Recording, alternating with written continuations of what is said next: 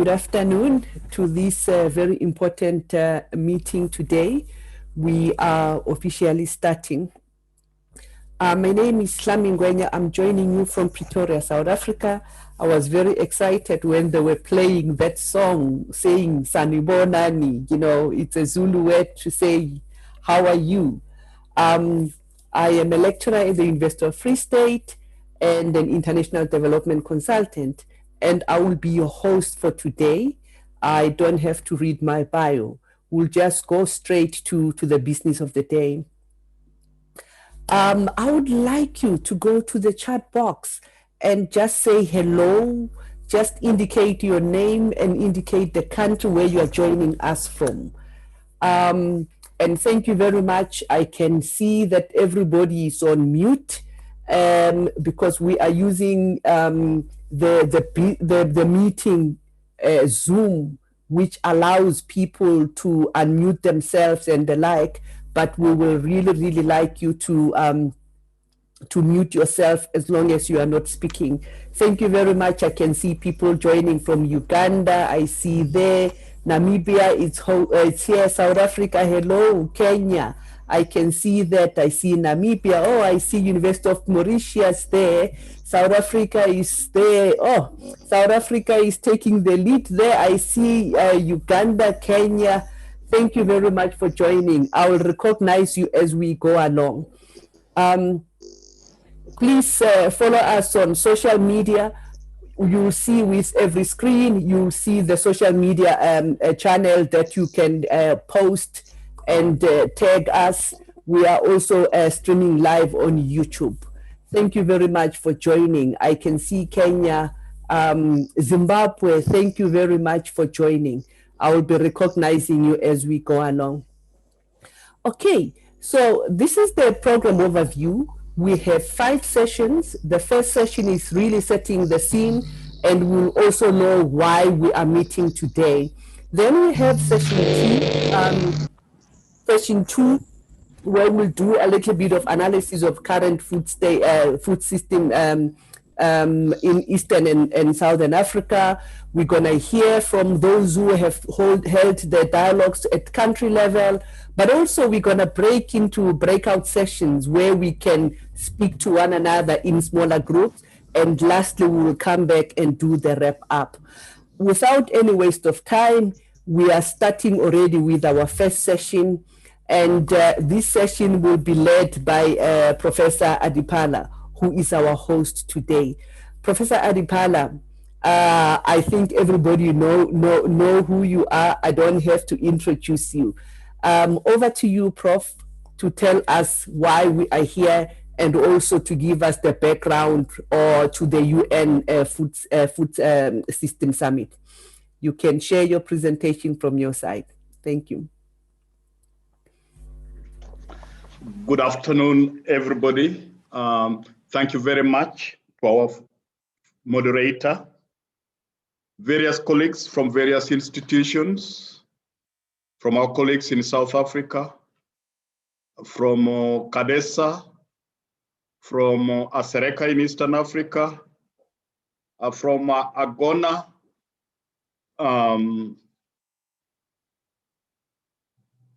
Agona from the National Agricultural Research Institution. To our colleague from the US, we thank you very much for joining us. It's really a great honor to meet some of the friends like Opara. I'm happy to see that you are still with us. Our VCs, thank you very much. Professor Luke Momba, Paul Mafumo, and Margaret from University of Nairobi. I really appreciate you attending. FunPan, really thank you very much. And our lovely friend, Lisa Costin from Pretoria. Thank you very much. Please allow me to make a few remarks as part of really providing a debriefing of this meeting. Some of you may have watched in the other part of this session a video about the current world food situation. And in fact, sadly, it's telling us this increased hunger, increased malnutrition, in spite of the advances that we have made in scientific research. It was also pointed out that new challenges have emerged, such as climate change, leading to widespread green gas emission that is affecting us.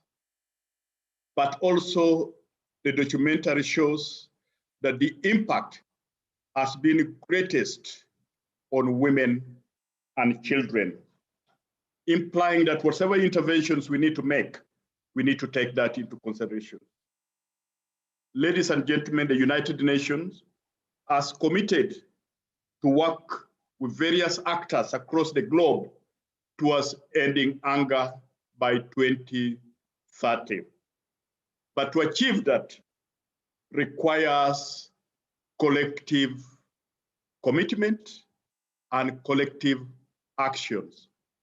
As such, they have commissioned global dialogue to get perspective from various stakeholders on what are the underlying issues, what sort of actions are needed. And it's for that purpose that we too are meeting today as part of consultations to gather our voices and perspective on how we as a continent should respond to the increasing challenge of hunger, malnutrition, and poverty. So let me walk you through the process.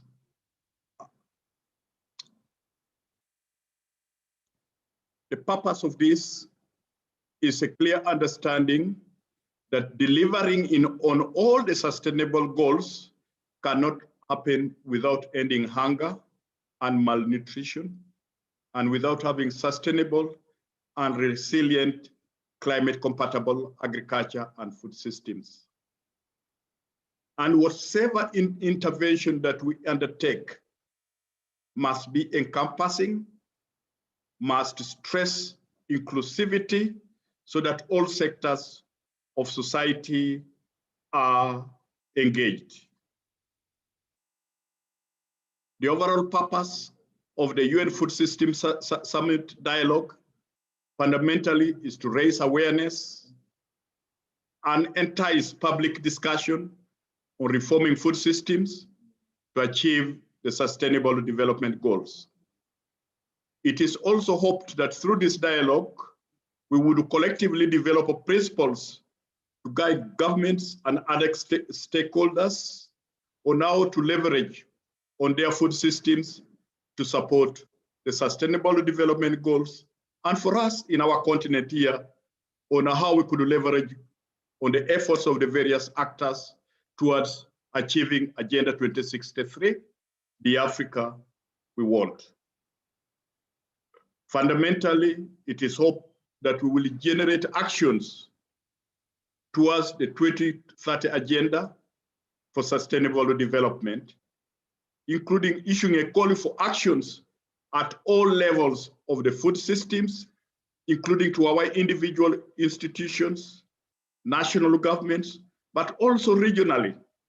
For this meeting, we are bringing together Eastern and Southern Africa. It involves a series of dialogues at various levels, as I will highlight below. To support the system, the UN Secretary General has appointed a special envoy to garner global participation in this event. The global envoy is Dr. Agnes Kalibata, the former Rwanda Minister of Agriculture and the current president of the Alliance for Green Revolution in Africa. She is leading this effort. They have created out various groups to champion the arrangement, including a scientific group. They have also come up with identified 5 key tracks that we should deliberate on, among others, to help us deliver on what sort of commitments and actions are needed. The UN Secretary General also set up a task force involving what they call champions, and this includes 100 people from across the globe, for which I'm privileged to be among the 100 champions.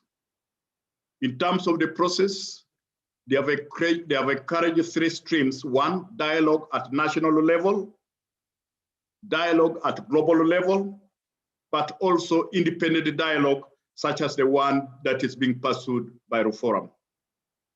There's also a special UN task force to support the systems. In terms of the 5 tracks, there's one on ensuring access to safe and nutritious food for all. And this basically is to help us work towards achieving zero hunger. It also talks about shifting to sustainable consumption patterns. The documentary that showed us, that we saw earlier, pointed out the need that we are not using balanced diets in our consumption. And there's also a lot of global food waste. The other one that was pointed out, the issue of pointing nature positive production, that is protecting our natural environments and also rehabilitating degraded ecosystems and soil functions that are really at increasing level across our continent. Importantly, the issue of inclusivity is a primary concern for which we need to come out with strategies and actions to address that. Finally, the issue of climate change, green gas, and other shocks. Those of you who are from Eastern and Southern Africa will know that apart from climate change, this year we also face the issues of the desert locust. Others will know that we have rampant issues to do with transboundary animal diseases and others. So these are some of the issues that we encourage to dialogue on, but of course we can put relevant context. What are the critical issues, for example, for us in Eastern and Southern Africa? As a network of 130 universities in Africa, we are working to make sure that our universities and our partners are engaged in this dialogue. We have consequently encouraged our universities to hold dialogue at university level, but also for them to participate in the national processes. I'm extremely grateful to note that University of Pretoria has led a dialogue. The University of Bua in Cameroon is holding dialogue. The University of Egerton and others are holding dialogue. This is very, very important for our universities to engage in this dialogue. We are also encouraging our universities and partners to engage in other various dialogues that have been convened, either at national, regional, and continental level. As such, the forum is participating, supporting national government to convene national dialogue where it is needed. We are also convening regional dialogues. We have already had the one for West Africa. Today we are having a joint one of Eastern and South Africa. And on the 25th, we shall be holding for Central Africa. And then on the 31st, we shall be holding for North Africa and the Middle East countries. This will be followed by a global convening for youth from all parts of the globe. And then we'll follow this up with a global convening for higher education, research, and advisory services that will take place on the 2nd. The additional engagement that we engage in as universities and with our partners is to hold dialogue with African government technical experts, because our governments are expected to collate perspective from national consultations and communicate this at the UN level. We subsequently will be holding a meeting with African ministers and other key actors on the 9th of June, and other actors will include the US government, it will also include the World Bank, it will include the EU, among others. Subsequently, we shall be having a meeting of selected advocates for Africa's development. This will include Professor Monty Jones, the first Africa Food Prize winner. It will also include some former heads of states, like the former president of Mauritius and others. And then on 1st of July, in partnership with the government of Malawi, we will host a pre-UN Food System Summit for selected African heads of states. Out of this dialogue, we will generate key issues, and the African universities' vice chancellors will issue a joint statement to the UN Food System Summit. Ladies and gentlemen, I appreciate you are joining the meeting. We appreciate the panelists and all others who have accepted to participate. Thank you. I look forward to listening to the deliberations. Thank you very much, Prof. I would like to ask colleagues to mute themselves if you are not speaking. Francis and David, please help me. We can mute some people who are not speaking so that we don't have the echo. Thank you very much, Prof, for giving us, the background and the reason why we are here. Ladies and gentlemen, we are continuing with our process. Now that Prof has given us the reason why we are here, we are going straight to our session 2. So in the session 2, we're going to hear a little bit about the current food systems in Eastern and Southern Africa. And we are going to get 3 representatives, one who's representing RUFORAM, and we're going to hear a representative from CADESA who's representing, Southern Africa. And also we're going to hear a speaker from ASARECA representing, giving the Eastern Africa perspective. Let me give you a glimpse of who our speakers are. In the interest of time, I'm not going to read too much into their bio, but you can read. So the first speaker will be Prof. Kathleen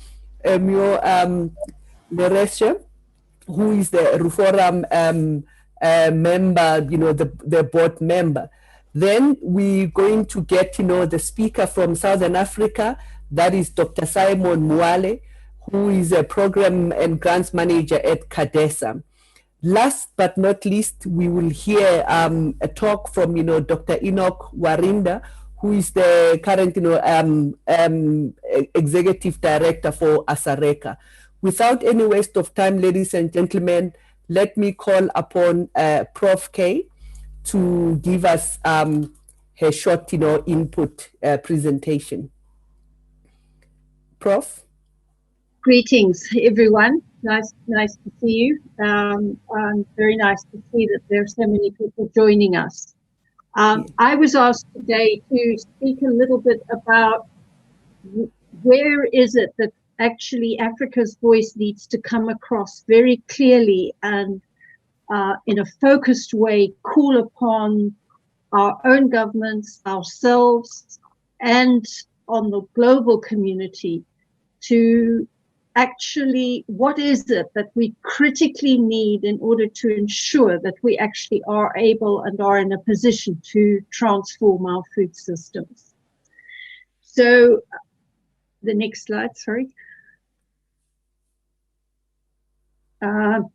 Essentially, I'm not going to spend too long on these slides. I'm going to move through fairly rapidly because I want to spend a little bit of time further on. But you are all aware, and Prof. Adipala highlighted a few of the issues that we all face. We know that we face very overwhelming issues in many respects, and this COVID-19 has just brought everything to a head, and everyone is feeling very insecure. But actually, I think that we should feel very positive, because what it has done is made a real wake-up call to ourselves, to our governments, and to the world that we've got to do something to address this. And we have, as Africa, we have amazing strengths and potential. We have our natural resources, which we all know are extensive, and especially our renewable resources. Yes, we have problems with our soils. We have other issues, which I'm sure all of us here who come from agricultural and education and research and agribusiness organizations are all too aware of. But we also have tremendous potential, and we have very vibrant cultures, we have growing markets, we have a youth dividend, and we have a society that is much more social driven than individual driven. And this actually could be a real blessing going forward. We also have the technological advances, which are now the kinds of advances which actually can make a very big difference to our very remote, our very small, underdeveloped systems, because they're not the kind of industrial level, and they didn't need the very integrated market and community structures that we got in Asia, and we in Africa really found that the dispersal undermined any potential. But the new technologies really can help us. But in order for that to happen, we really have to build our capacity. We have to find ways in which we can build our capacity and work together. And so much of the rest of this talk is actually focusing on some of the things that we need to do. And I really liked at an earlier dialogue somebody who said we need to bridge rather than bring. And they were talking about extension, but it's even true even of education and of research and everything else. So I think that we really need to emphasize that we have to bridge rather than bring. To give us a little bit of just a quick taste of it, the diversity.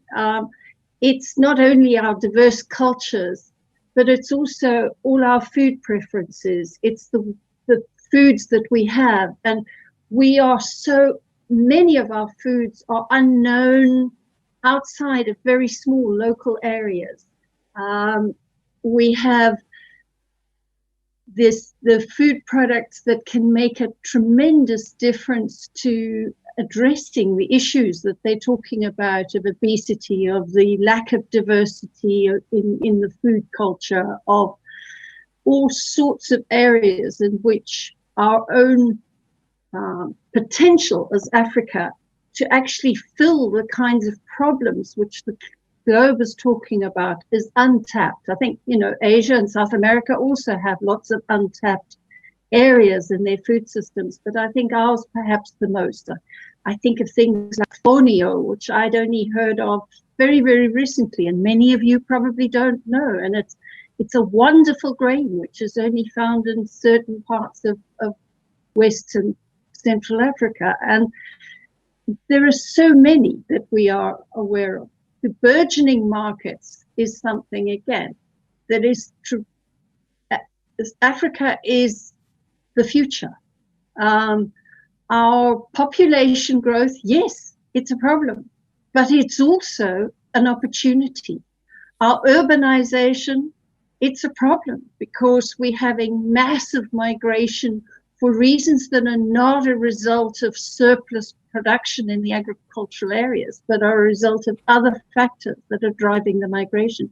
But they also provide opportunities in the urban areas, opportunities for us to start engaging with things like urban agriculture and various other aspects. We have increasing incomes. We start from a low base, but our incomes are increasing, which means our markets are increasing. And not only for us in Africa, but also we present the future to the rest of the world as well.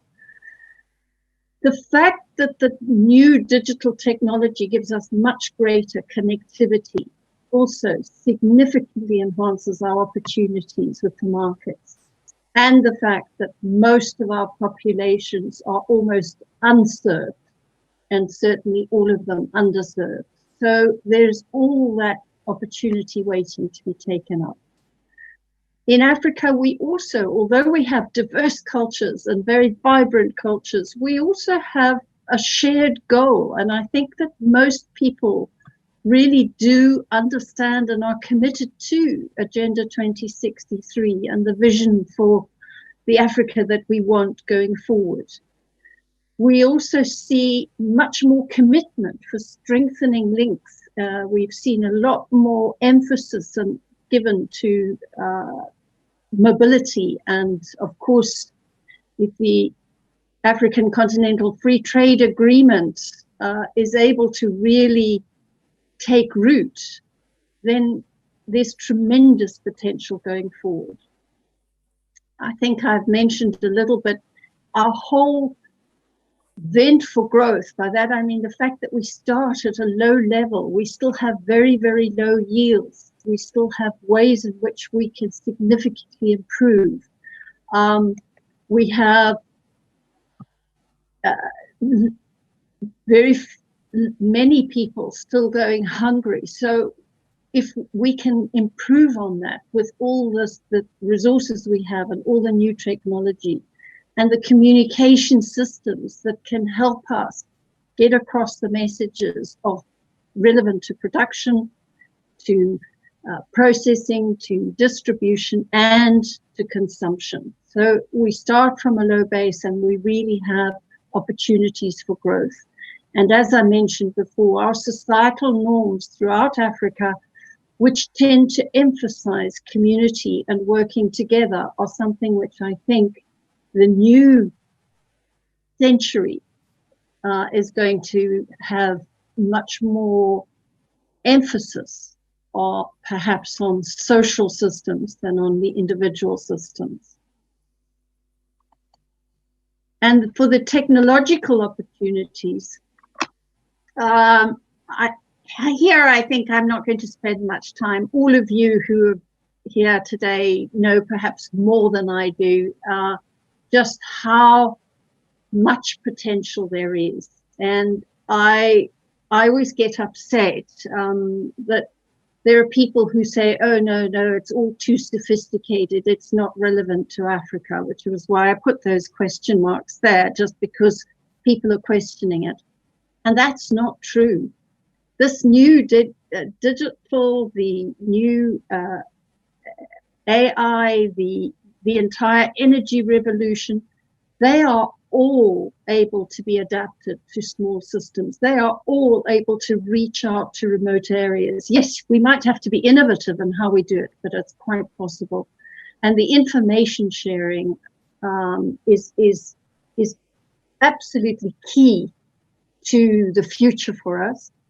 This whole all these technologies allow us to aggregate. They allow us to aggregate inputs, outputs. They allow us to significantly improve market efficiencies and the efficiencies in the links along the value chain. And that has enormous potential and future for us. I think in the interests of time, I probably won't. We could think of any number of examples. There's just one I wanted to really highlight, and that is something which through the COVID medicine has been emphasizing very recently, and I think that it's something we need to take on board. And so I take advantage of having all these very senior research agencies that are represented here today to just call attention to the importance of having research synthesizing as rapidly as possible, using the new technology to synthesize what it is that we already know, and then very importantly, setting up shared databases that actually can allow effective access so that we're not continually reinventing wheels, but we really, really are building, and we're building together, and we're linking in. So I think that that's the only one I'll spend a little time, that I'm mentioning here. But all these other, there are innumerable examples I'm sure you could all give that would be relevant. But I just wanted to draw attention to that one. And if you look at some of the current research that's going on and the dialogue that's going on in the medical world about the importance of actually synthesizing available research and bringing it together in joint databases.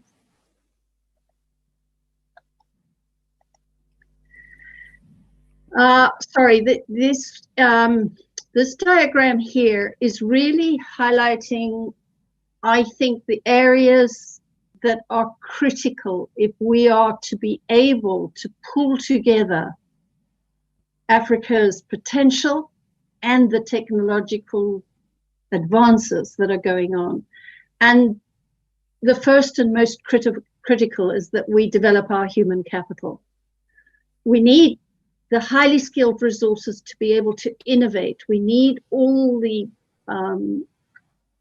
developed human capital we for adopting these new technologies. We need to be able to ensure that we can create an enabling environment. We need to have the governance systems. We need to have the information systems. We need to have the legislative systems. We need to have the infrastructure. But to achieve all of those is not possible without capacity. And this is something which really we are behind on in Africa. And I think we need to put an enormous amount of effort and investment and thinking into how we can use the new technologies and available information and our available systems and transform them so that we are in a position to be able to transform our food systems and actually achieve our potential. In conclusion? Okay, am I already out of time? Right. Well, I think the multi-stakeholder platforms are absolutely essential, improving our communications and sharing. Nationally, I think it's very important that we bring on board the national government support to improving our capacity and our relevant research. And I think that it's very important that we do it in a way that supports multi-stakeholder platforms to bring our universities and our research centers really much more in a much more integrated way together. And I think that it's for the global support, we must ensure that there's recognition that Africa is the continent of the future and that we are able to achieve these things, but we do need to ensure that we strengthen our capacity, and we strengthen our capacity in ways that are centered around integrating our highly skilled resources from the universities, from the research centers, into the communities, with the communities and with the private sector, and with the public sector policymakers. Thank you. Thank you. Thank you so much. Thank you so much, Prof. We have heard, ladies and gentlemen, if you have any question for Prof, just use the chat box and share some of the questions that you might have. We might have a little bit of time to take that. At this point in time, I'm going to call upon Dr. Simon Mwale, who is going to give us the perspective from Southern Africa. Dr. Simon, the stage is yours.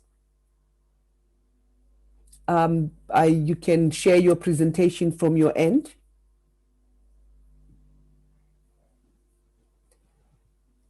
Dr. Simon, give me an indication if you can hear me. Yes, I can. Good afternoon, ladies and gentlemen. I've been requested to give a short presentation on the food systems in Southern Africa. I will try to stick to time, and I will not repeat some of the things that my colleague, my predecessor has mentioned, since they've already been covered adequately. The food systems of Southern Africa, just like any other region, they are dictated by a number of factors. Some of these factors compete against each other. Generally, when you look at the food systems of Southern Africa, you have on one hand issues of production, processing, distribution, storage, preparation of the food itself and consumption.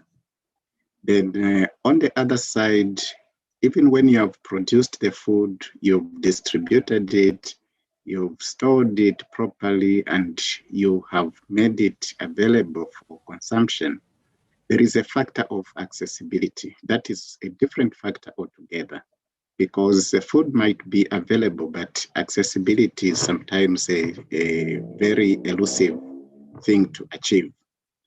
So when you consider the region as a whole, the diversity in the food systems, you can split the system into two. There is one aspect which you can call the commercial food system, which is very different from the subsistence food system. In the commercial food system, you have the formal supply chains within the value chains of a commodity. You can pick a commodity like maize, for example. You have the production aspects of maize. You have the processing. You have the storage, even the national grain reserves. And at the regional level, SADC at one time even decided to establish a regional food reserve facility. Although that did not come to fruition, but they also went on to discuss ways of establishing a financial mechanism as a regional reserve to cater for times when the region is in deficit.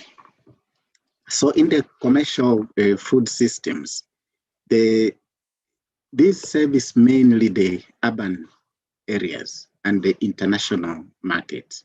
And they're very well established systems that meet the standards of the National Bureau of Standards and also the sanitary and phytosanitary standards as set out by these international bodies.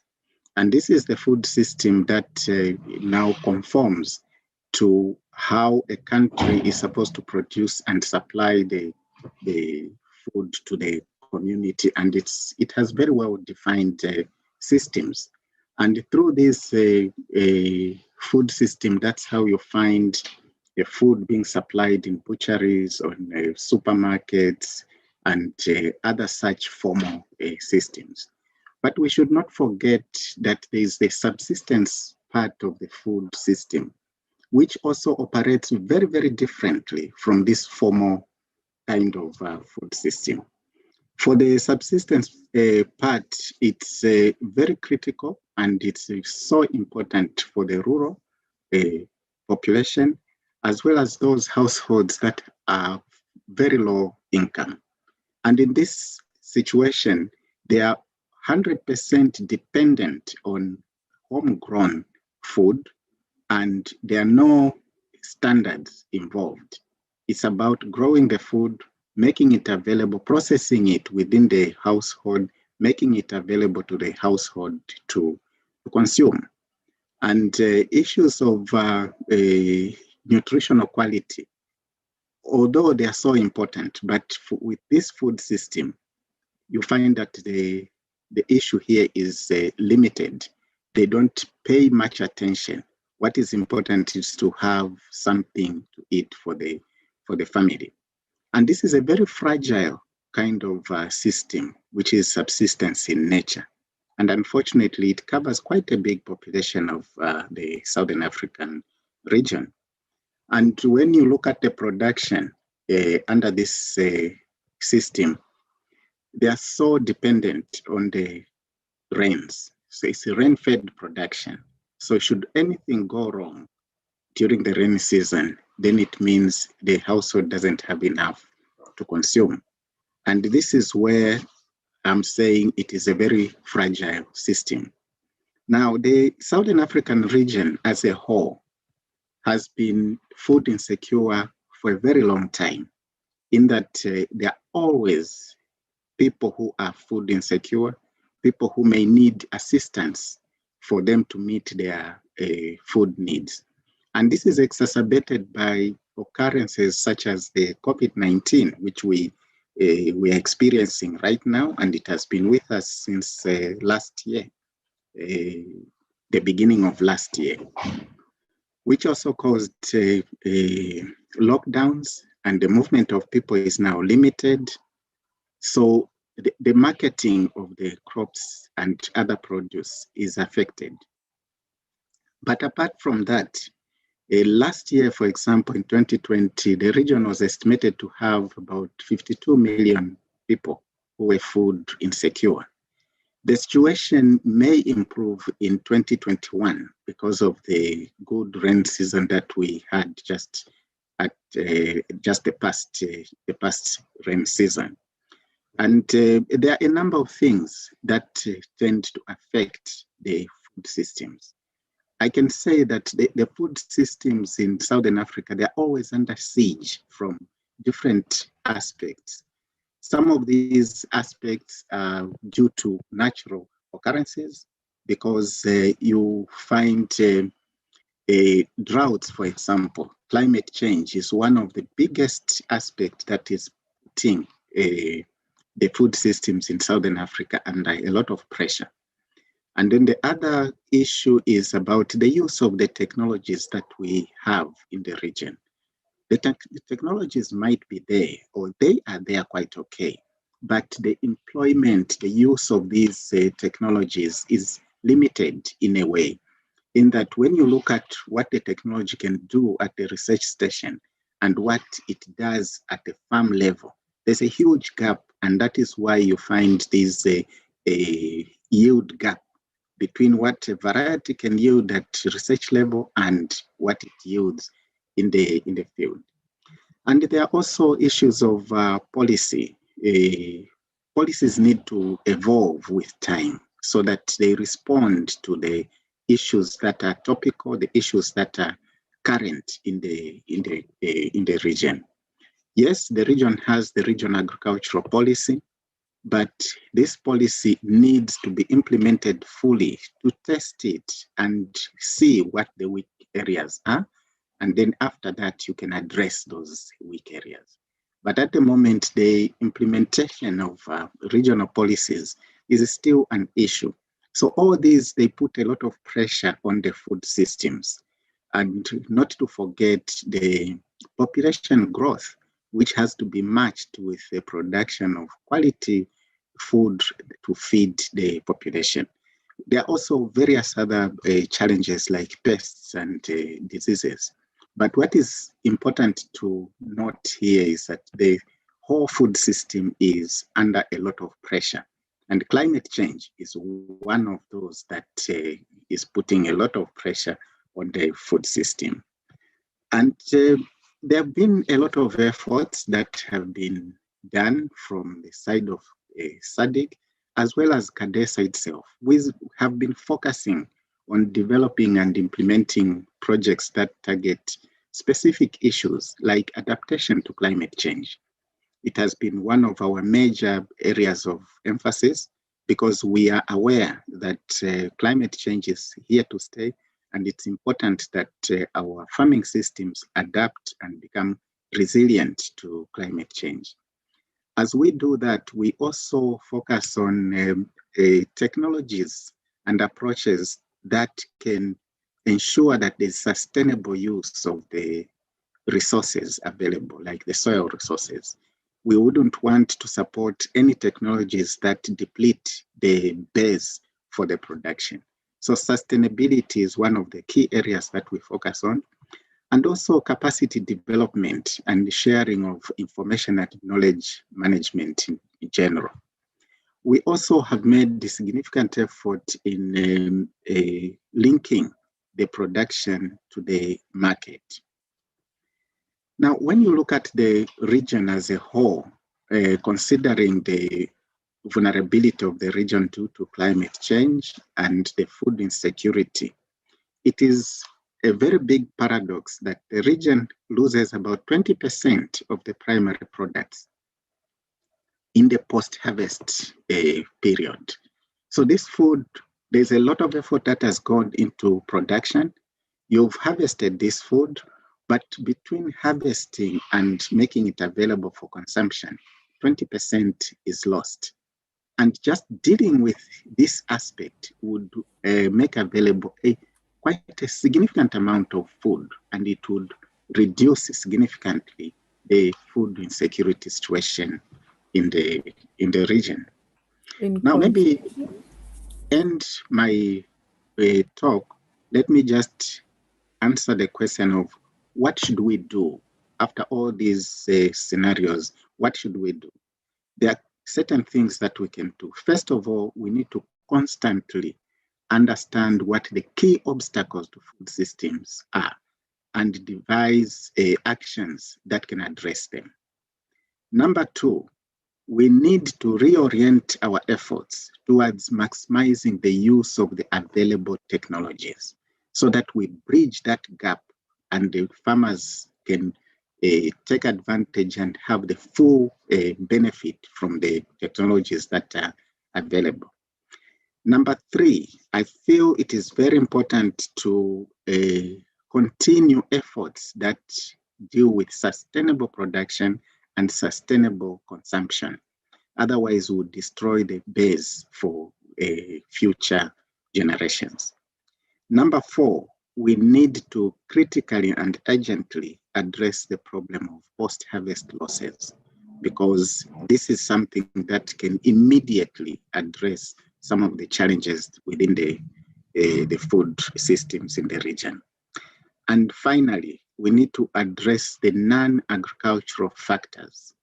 Food security and food systems is not just about production and making food available. There are other aspects that also affect the system, the way it operates. And this will include the management of the economies, the unemployment issues, the issues of youth, and the governance, then the cultural aspects. All these have an impact on the food systems. So, moderator, thank you very much. I will end here. Thank you so much. We have heard about the perspective from Southern Africa.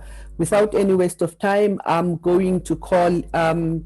Enoch Warinda, who will be telling us a little bit about how things are happening in the Eastern Africa region and Central Africa. Thank you so much.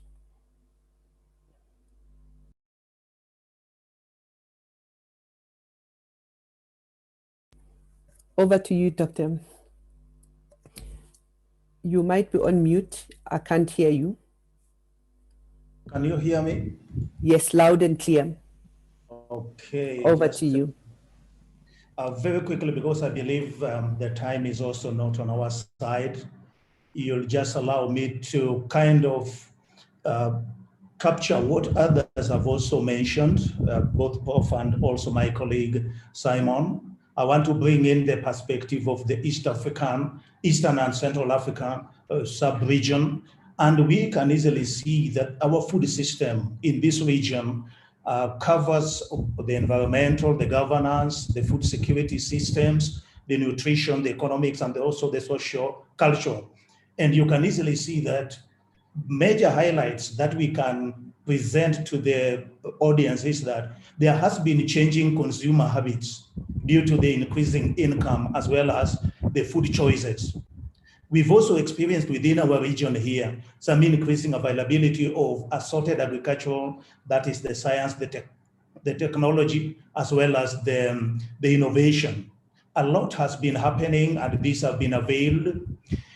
There has been also some expansion in our market access, both in small size, the medium, and also the large market access, as well as the trade within the region. There has also been experienced increasing agricultural digitization. And this is mainly because of the access to the smartphone. So you find most of the farmers within the region have got a lot of access to various types of communication, information, products, and knowledge, and so forth. There's also been some heightened national as well as the regional policy dialogues, which have been taking place at various levels and fora. Within the Eastern and Central Africa, where Asareka operates, we've experienced some enhanced engagement with the regional economic communities. For example, we participate in the joint sector review of the East African community, also the regional agricultural investment plans, the high-level policy dialogues, and the biennial reviews. All of these are looking at how do we enhance the food system within the region. So a lot has been going on along that line. There's been also some increased attention to the CSA, that's the climate smart agriculture, as well as the intervention. And as part of the multi-stakeholder partnerships, we've been trying to enhance some private and public partnerships, as well as improving the networks with our partners. But just allow me quickly, because of the time, just to say that within the Eastern and Central Africa region, we are continuously affected by the changing food systems, which cut across what my predecessors have said, the inputs, the production, processing, transport, the manufacturing, all the way to the consumption patterns. And we've also seen in our region here, given the status that there is a lot of threats, and these threats include the diverse governance systems. We are aware of those diversities in the governance system, the infrastructure, the economics of the food production. There's a whole lot that affects our region here. Equitable access to healthy foods. You can access food, but are they healthy? Then there are also policies, the laws, regulations. Infrastructure is a major factor that has also affected our region, as well as has been mentioned, some escalating wastage, as well as the post-harvest losses. Moderator, allow me to also say that within this region, our countries have experienced the changes in the agricultural ecosystem, and these include the farming system, economic system, social, water, energy, the financing, marketing, policy, all systems, including the gastronomic systems. There have been a lot of changes within our region here, as we will see in a short while. And these changes, they are all not negative per se, but some are negative because they have opened the doors to some of these nutrition-related diseases like obesity, the diabetes, the cancer, and other cardiovascular diseases. As has been mentioned, there are some disruptions that we have seen within our region in terms of the food system. COVID-19 and the containment measures have really affected us because there has been most of the smallholder farmers have had a reduction in their purchasing power. And these containment measures have interfered with the market and the transportation. And this has made the poorer families, especially those in the urban areas, to struggle to buy food and even to trade. And you can see from the example is that Rwanda, which is one of our member countries, during the lockdown of just about 6 weeks, had a total decline of about 39% of their GDP. And also 20 percentage points within the poverty level. So there was a bit of a concern because of the COVID and the food system. And Kenya was also affected mainly from the commercial side. The horticultural industry was affected greatly and is still affected, and also reduced spending by the households. And for example, in Ethiopia, there's that kind of a reduction. There are other major disruptions in the food systems within our region. These include the global supply chains, which have now affected even the cargo services. And therefore, the farmers within the Eastern and Central African region, when they want to export their products, these enhanced cargo services, the prices has really affected them because they have to pay more to even export what they used to pay slightly lower before the COVID. There are also some disruptions in the local agricultural production where the workers, the farmers now cannot even engage the workers because of the containment measures of the COVID and so forth. So you have a farm, but you may not have enough workers to help you produce adequately. Logistics and markets has been a bit of a challenge also, including the escalated food prices, food scarcity, the cross-border challenges, and also the uneven ownership of the land within the region, the Eastern and Central Africa region. This has really affected the food systems. And we also have an uneven retail system. The supermarkets are taking over. These mega commercial entities are really like crowding out the farmers. And so there's a bit of a problem. Then unreliable peasant farming systems where they remain predominantly small scale and they depend on the rain, which is now becoming a bit difficult, affecting the food system. But we can say that notwithstanding this disruption, the food system within the region is beginning to respond to some growing urban markets and also shifting their consumption pattern. And this has included some increased demand, mainly for the prepared and the packaged foods. This gives us an opportunity. How can we explore how to prepare some of these packaged foods? And also there is some interest in the convenience and the quality, as well as the food quality and safety. Allow me just for the two slides that to show just the status in terms of what really is affecting our food system within the Eastern and Central Africa. You can easily see how the populations are going to experience acute food insecurity 2021 compared to 2020. And you can see how Burundi is going to be affected in 2021, and Cameroon, the Central African Republic, the Democratic Republic of Congo, Ethiopia, Kenya. You can see Madagascar and South Sudan greatly affected in 2020. They were really facing acute food insecurity. But even the projection for 2021 is showing that they are terribly bad, more or less 50% plus are going to experience acute food insecurity. So this is a major concern for us as we address this food system. If you look at also some of the indicators, you can see the percent of the people who are in the urban, who are moving towards the urban areas. And you can easily see that these people who are going to the urban areas, they will need food. And this is now affecting the food system. If the supply of the food within these urban centers is affected, then this population is going to be affected. Look at the trade also. This has been dynamic in the countries, as you can see. Because of time, I may not go into all of them. Look at the infrastructure. We are still very poor. Out of 100, it is only Ethiopia, which has got more or less 45% agricultural infrastructure index, which makes it at least accessible by the farmers to export their food and to make them reach the market. You can easily see there's a bit of a problem within our region here.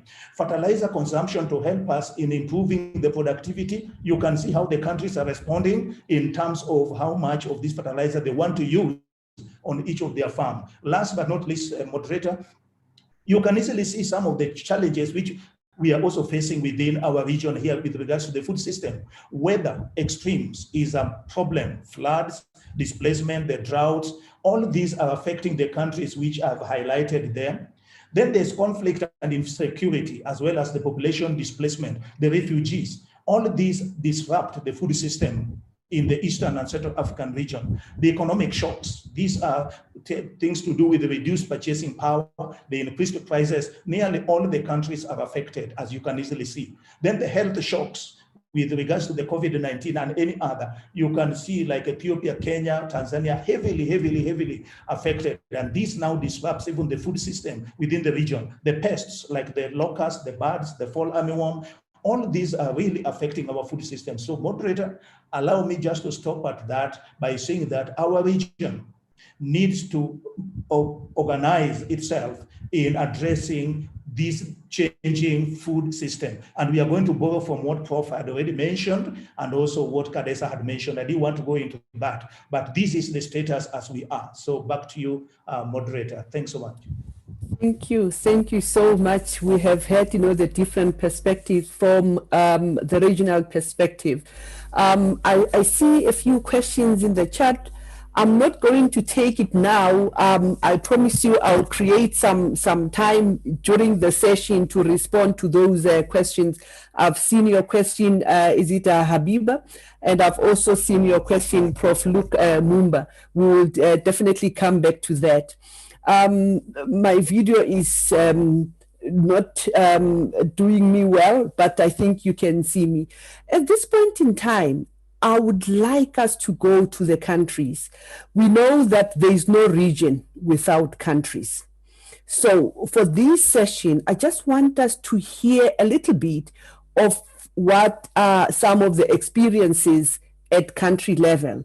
Let me see, I think... Okay, so we're going to look at two countries. We're going to look at South Africa, but we're also going to look at Kenya. There had been some dialogues there. So we are going to hear from the people from those countries. And who are the people that we'll be talking to? Maybe just, okay. I'm trying to do the multitasking here. Okay, there we go. The first speaker is going to be Dr. Shadrack Mwepuli, who is the Chief Executive Officer for the Agricultural Research Council here in South Africa. And the second speaker is going to be Prof. Patience Mshenga, who is the Dean of Agriculture at Egerton University in Kenya. I would like you to unmute yourself. They don't have the presentation per se, but we're going to have a panel discussion, a bit of a discussion with them. May I ask you to unmute yourself and say hello to the audience? Hello, and thank you to RUForum for this particular invitation, which we appreciate. I must point out that in my participation in this particular session, participating in my capacity as the CEO of the Agricultural Research Council, not necessarily representing the views of the country. Thank you. But be that as it may, yes. Just hold it there. Just hold it there, Doc. I will come back to you. Let me get our next speaker. Doc, Prof, are you there? Prof. Patience? Hello, I am here. Okay. I hope you can be able to hear me. Sorry, I will not be able to put on my video because we are having a lot of rain here. No problem. It's like our network has some issues, so I will not put on my video, but I'm glad to be here this afternoon. No problem. Yeah, we just wanted to hear your voice. Yes, Dr. Shadrack, you wanted to say something? Simply to just do a few initial remarks to indicate that nationally, South Africa is considered to be food secure because it is generally a country that is able to export quite a few of its commodity foods.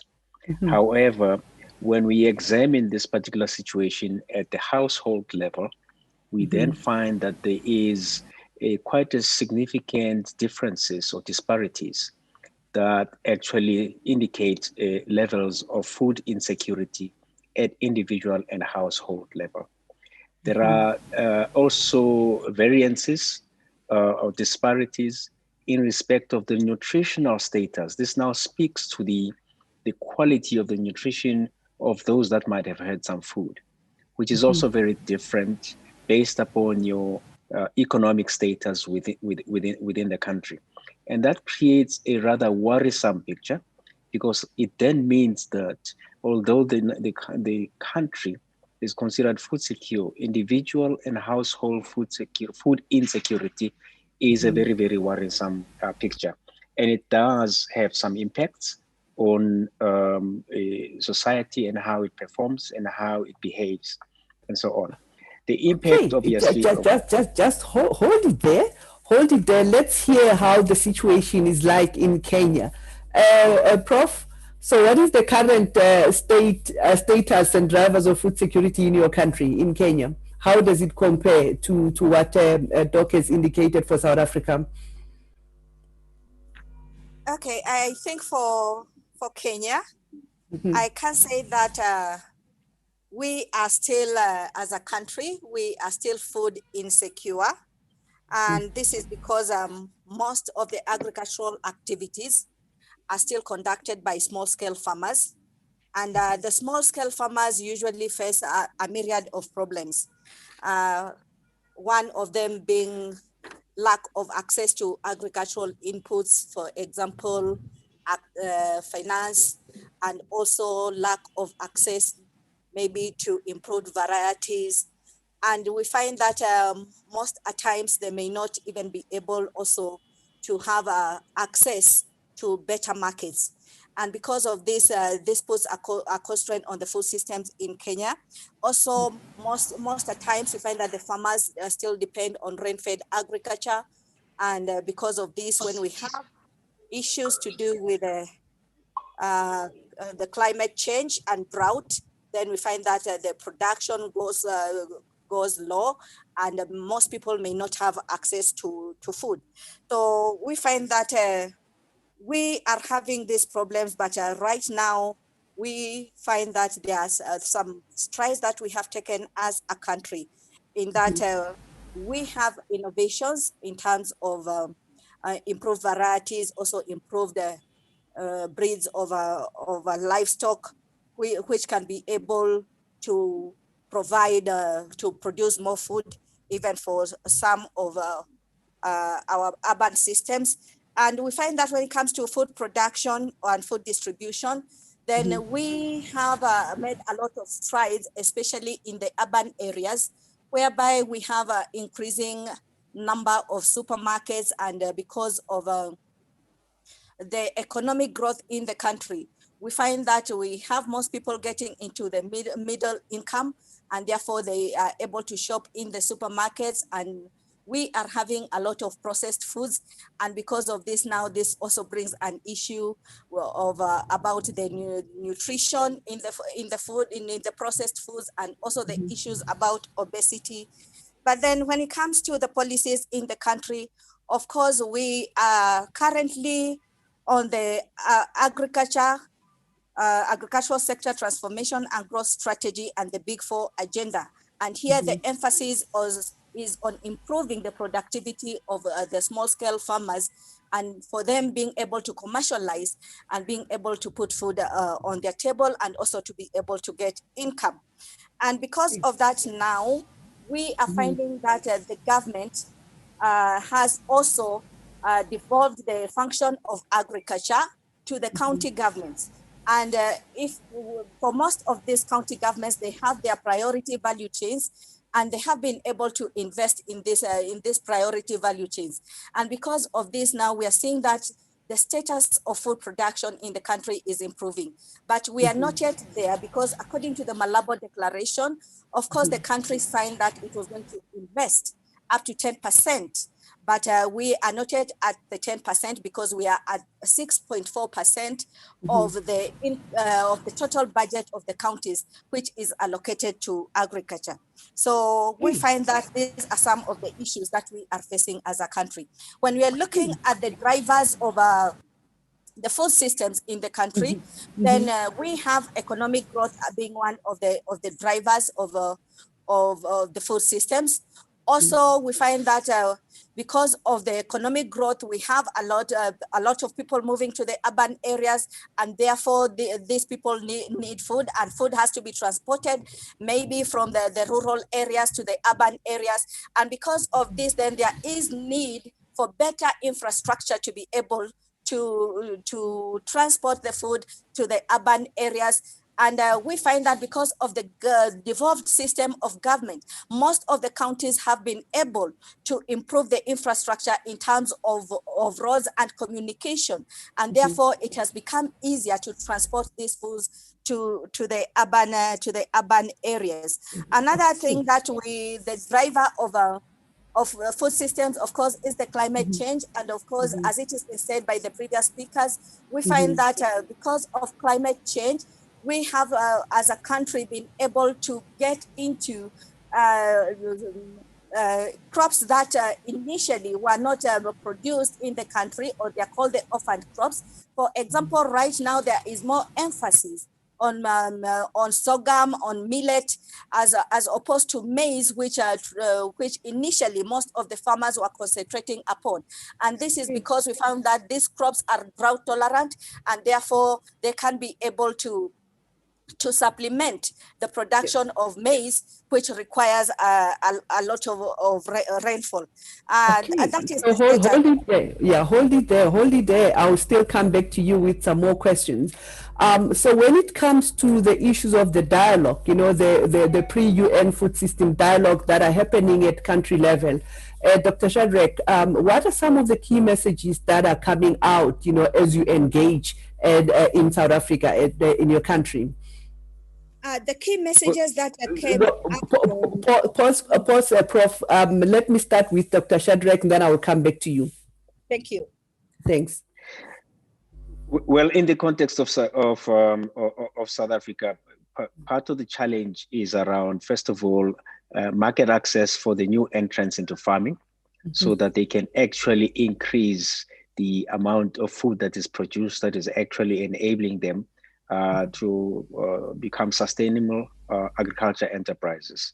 And that's a key, especially because South Africa has a very significant land reform program that actually does depend on enabling those particular farmers to be able to have effective market access.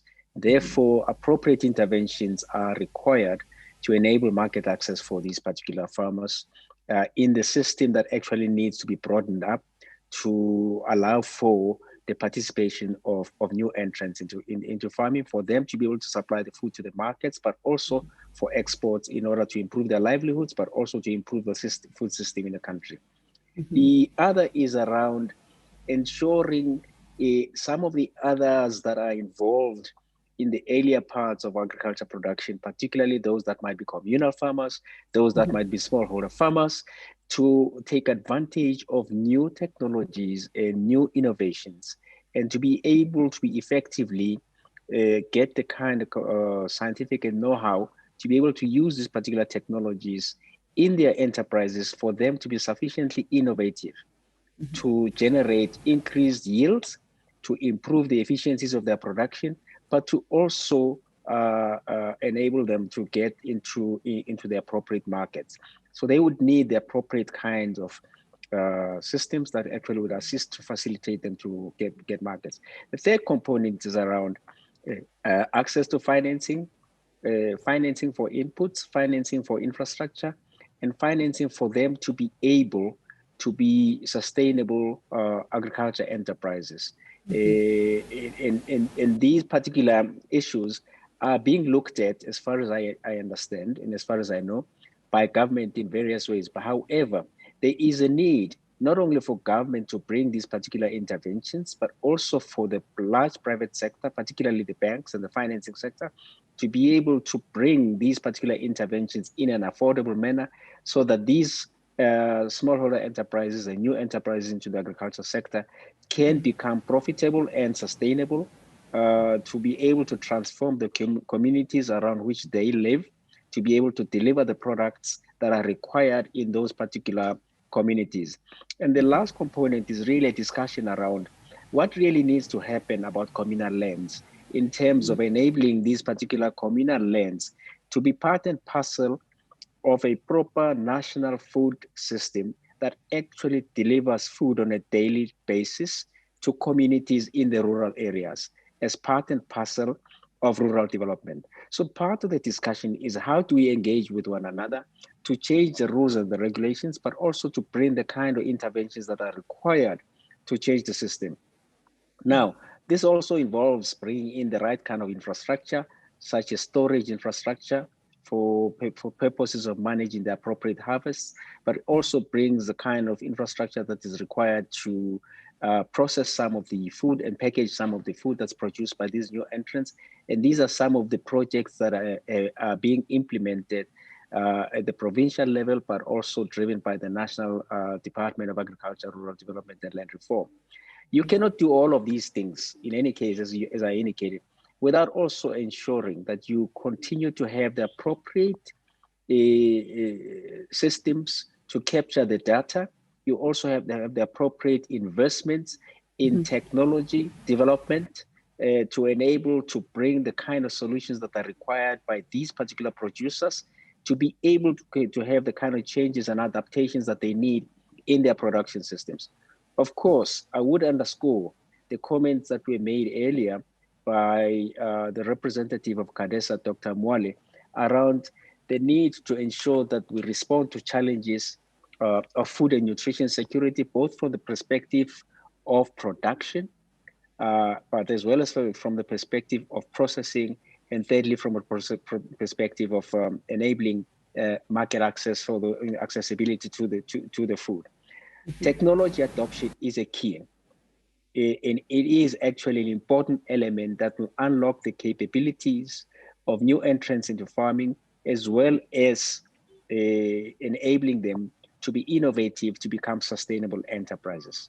This cannot happen only by the individuals themselves investing in some of the technologies, but there needs to be significant increases in investments into agricultural research and innovation to enable the development of new technologies that would allow the producers to respond to challenges of biosecurity, which is pests and diseases that might be happening on farming enterprises, in order to come up with solutions that will enable these particular farmers to actually have drought-tolerant cultivars, to be able to have pest and disease-resistant cultivars, as well as to have the kind of vaccines that are required for their livestock to remain healthy and to increase the yields.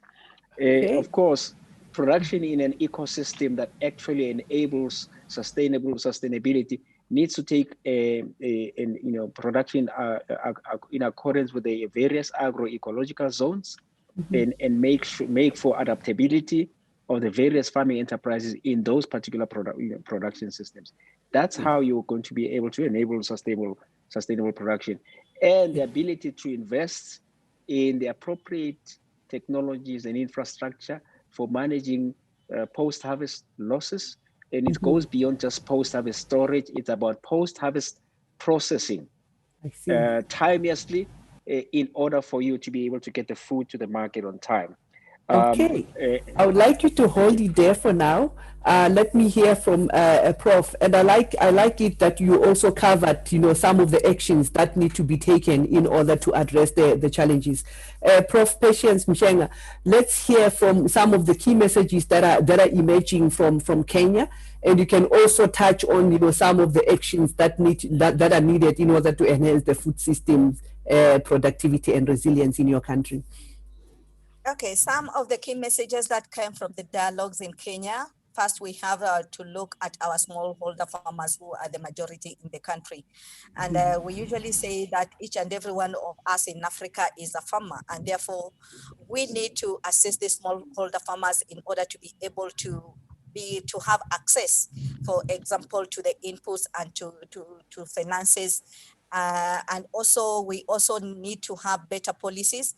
And here, when I talk about better policies, the better policies in terms of trade policies. For example, if it is if we have maybe a shortage in one of the foods, for example, we have been importing some maize from Tanzania. Do we have maybe good policies for us to be able to import maybe maize, so as to be able to facilitate the distribution of food also? And also another thing that we also have to look at is we'll need to be able to come up with better innovations and research in terms of the varieties, and also in terms of the breeds of the livestock that we are keeping, especially in the arid and the semi-arid areas, whereby we find that when it is the dry season, most of the pastoralists lose their animals. Can we be able to come up with an insurance system such as to be able to support such farmers from this kind of shock? We are also looking at the education system within the country, and here we would wish to go back. Prof, I lost you. I can't hear you anymore.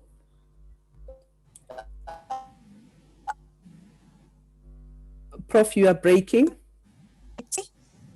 And here, we are looking at those days when we used to have the 4K clubs, and we could find that the young children could be able to participate in agricultural activities. And therefore, from then, they will be able to develop interest in agriculture. But this is not the case these days. So we are seeing that, can we be able to relook at our education system such that we are able to entice the young people to be able to get into agriculture?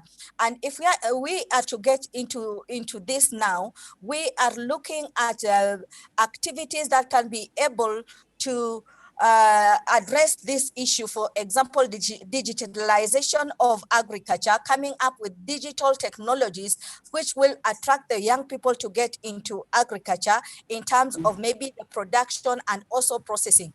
We also looked at the issue of value addition and processing, because most of our agricultural produce, when it goes to the market, it goes in the raw form, and because of that, spoilage is very high.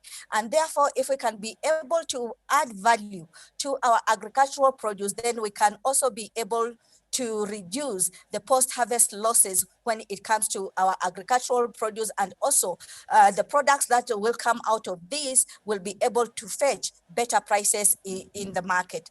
Also, we are looking at issues to do with the infrastructure. It is important that we improve the infrastructure. For example, when it comes to the roads, we know that we have good roads, yes, but we can still do better, especially in the rural areas, which are high potential areas, because we have had cases whereby sometimes we have farmers who may not be able even to transport their agricultural produce during rainy season, because the roads are not good, the place is inaccessible.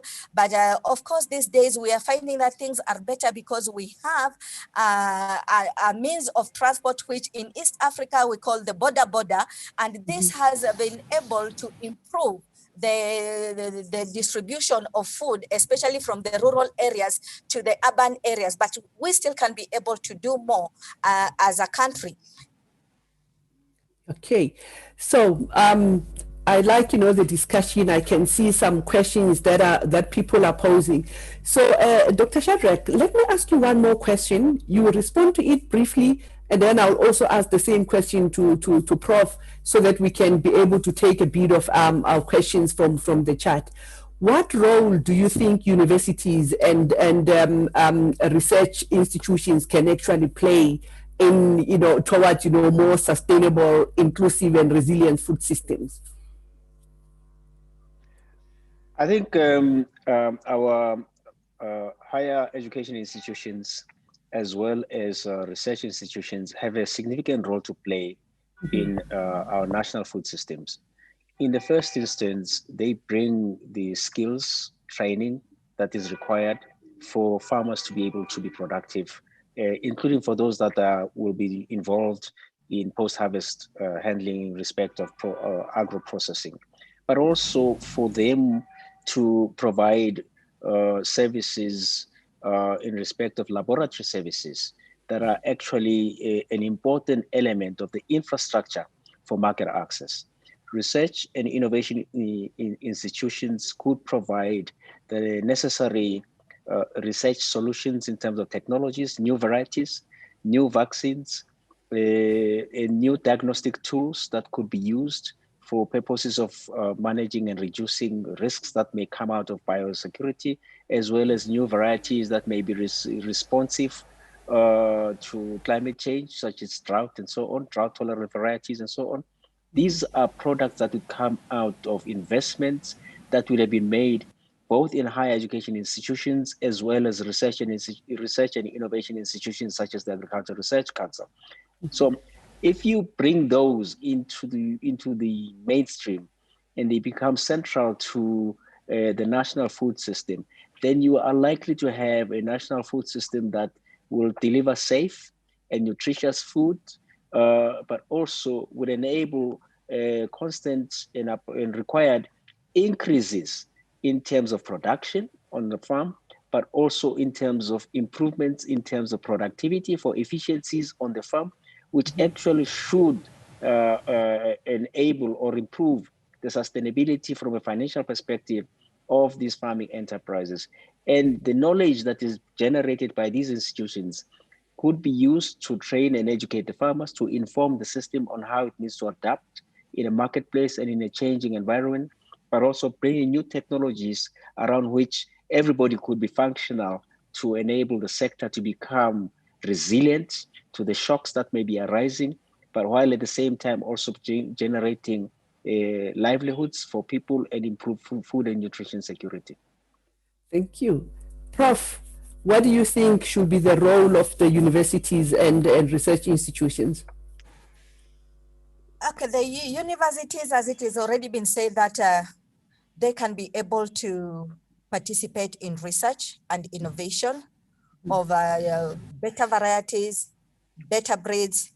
But apart from this, I think we can go far as universities in that we have to go to the communities and work with the communities, identify the problems that the communities are facing, the smallholders are facing, if it is in terms of production and in terms of marketing, From then now, we can be able to come back to the universities and develop those the better varieties and also the better breeds. So what I'm essentially saying is that we get out of the theory. Let us get hands-on. Experiential learning is very, very important here. And we have to get our young people to go down to the farms and work with the farmers. In so doing, we'll be able to assist our smallholder farmers. Also, the universities can also be able to participate in policy, in that they can be able to engage with the policymakers.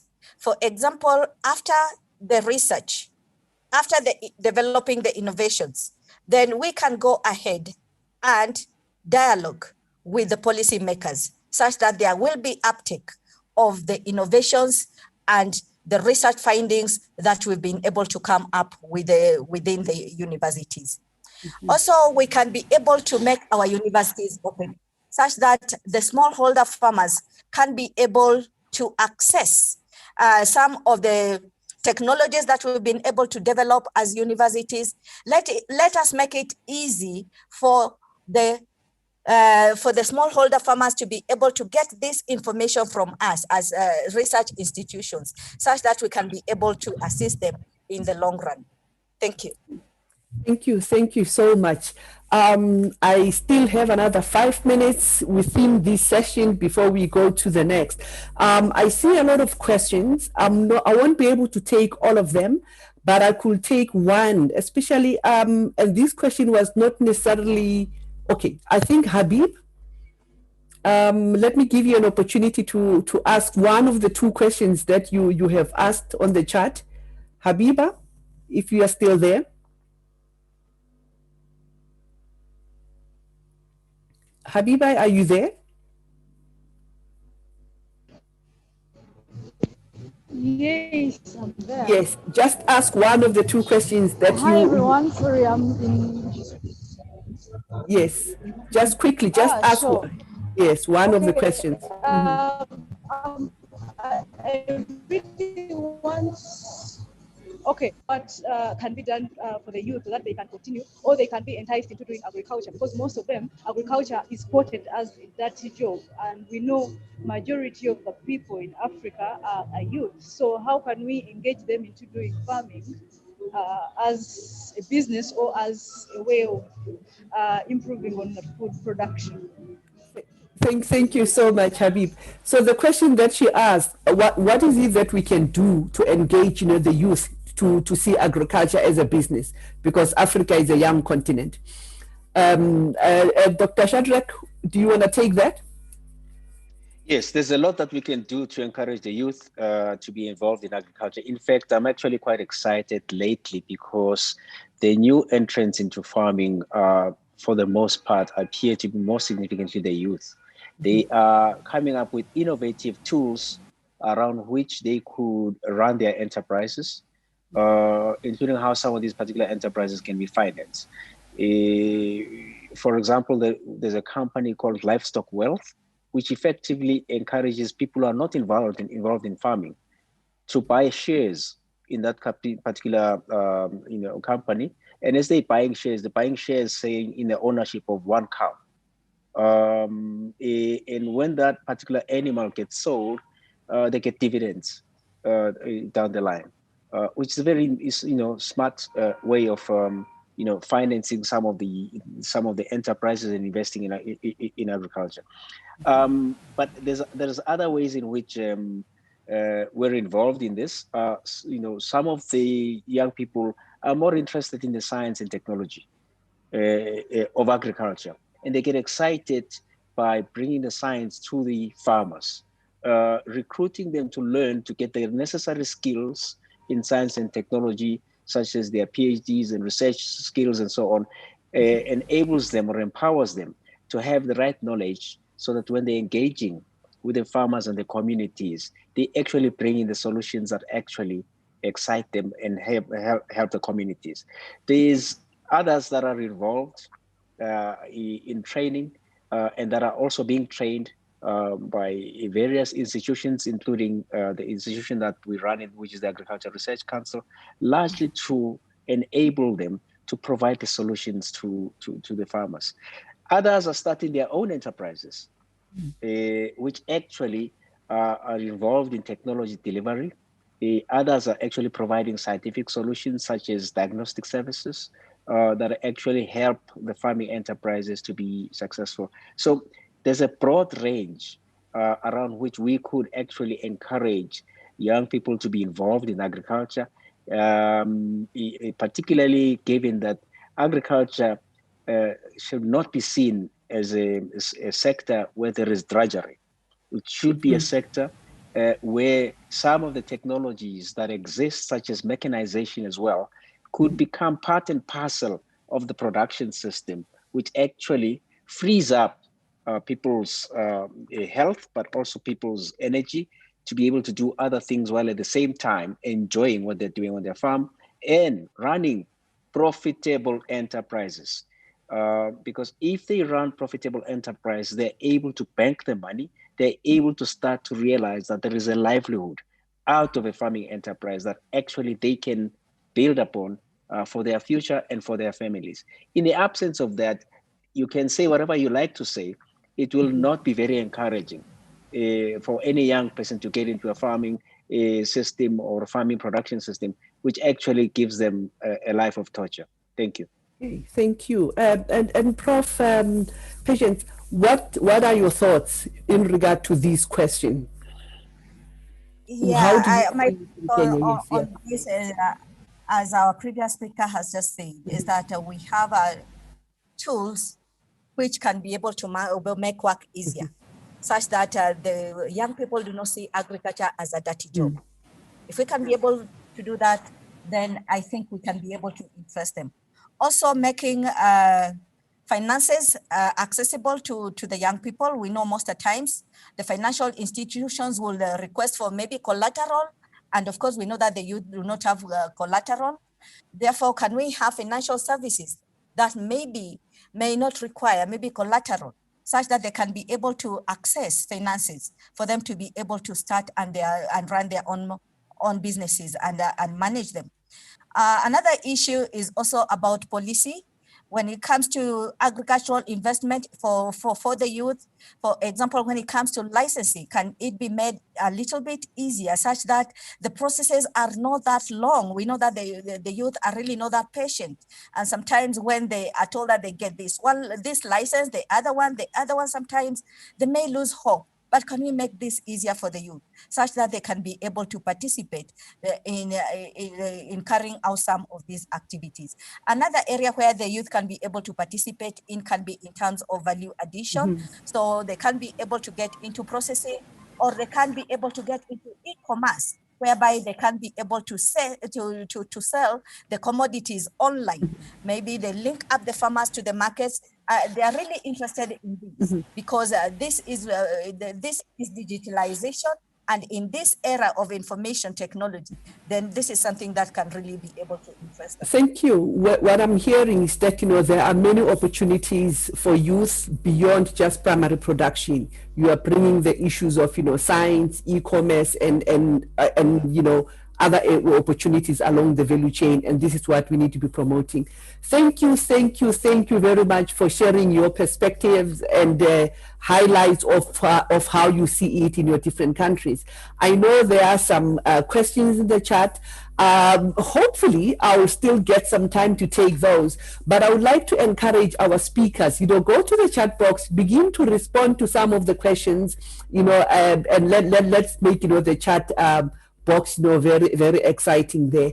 But at this point in time, I would like us to go to the next session, and I will also encourage you to ask those questions as we go to the smaller groups where you'll be able to engage. Okay, so we are going to session 4 of today, and this is the breakout session. We are going to have 4 groups. One group will be focusing on strengthening food systems, research and innovation. So we're talking about research and innovation there. Group 2, we will be talking more about human capital development for enhanced sustainable food system production and resilience.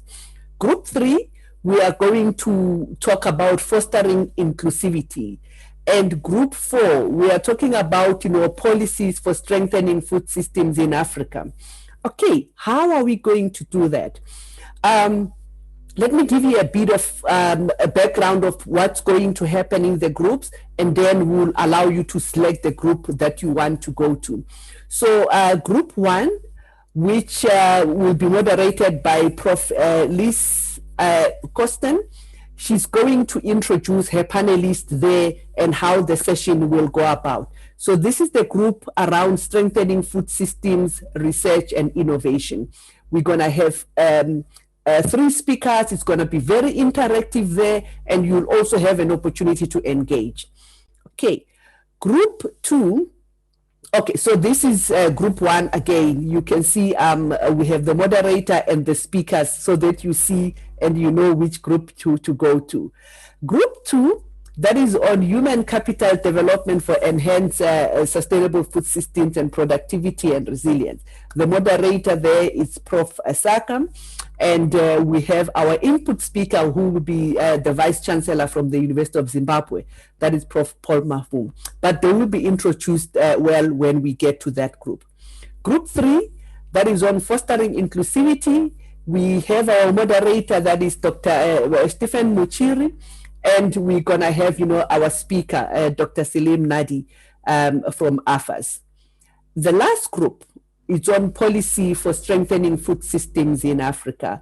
Our moderator there is gonna be Prof. Luke Mumba from the University of Zambia, the Vice Chancellor there, and we're gonna have our input speaker, Professor Simbarashe Sibanda from FANAPAN. Okay, so at this point in time, I'm going to stop sharing my screen, and my colleague will guide us on how to go to the groups. Okay, I'm going to stop sharing my screen for now so that we guide you on how we get to those group, and you're gonna spend the whole 50 minutes there with your moderators and speakers there. David? David, are you there? Okay, thank you very much, Lami. Okay, I'm going to stop sharing here. Yes. Okay, now we have activated the breakout sessions. You must be seeing now the four rooms, and Yes. each room has a title. So you select a room you are interested in, or where you are an expert in, such that you will join with the rest of the moderators and the speakers. So the countdown has already begun. You'll be in your room for the 15 minutes, and then you will be brought back, or you can decide to come back before the time, because you will see the icon of leave the room there, and then you can come to the main event. But we would encourage you to remain in the room until all the discussions are complete.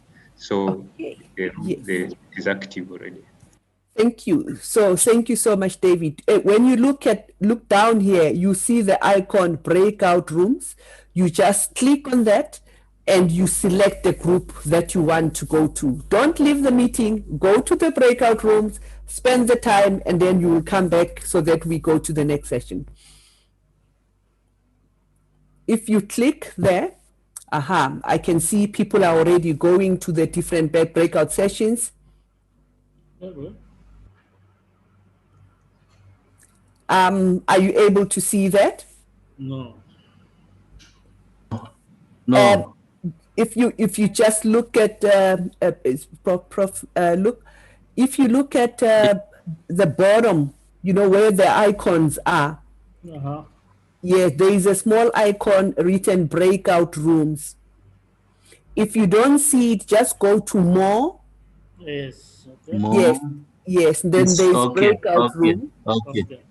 Yes. Yeah. Yes. Yes. So if you click on that, then it will give you an option of the different sessions. So you just click the session where you need to be.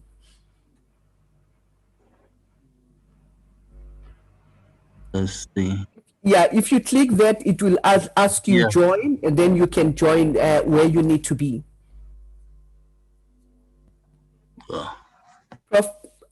Prof, are you okay? I still see you in the main room. There we I go. can't find I can't find the breakout rooms or the more, so I'm still struggling. It might be my screen. That's fine. If you look at the icon, you know, you have the mute icon, the video, participants, chat. Yeah. Then there is share screen, record. If you look, there should be breakout room with form. Yes. That I don't see. That's why I'm. But it's okay. It's just me. Ignore it. It's okay.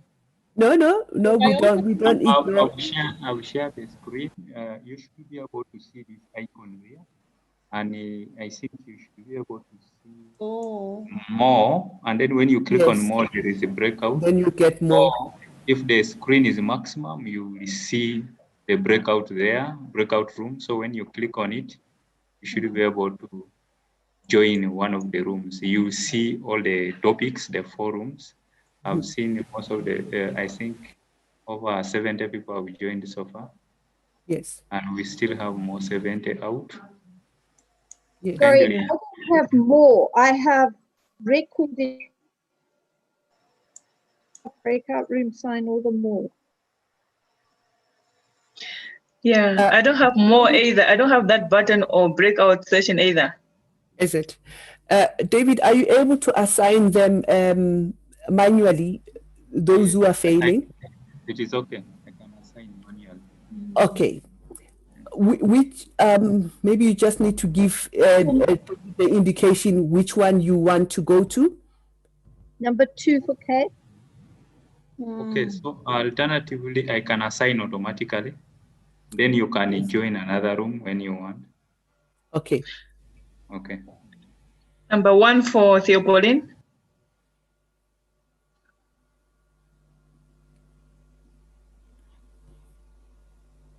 Yes, I still see a lot of people in the main room.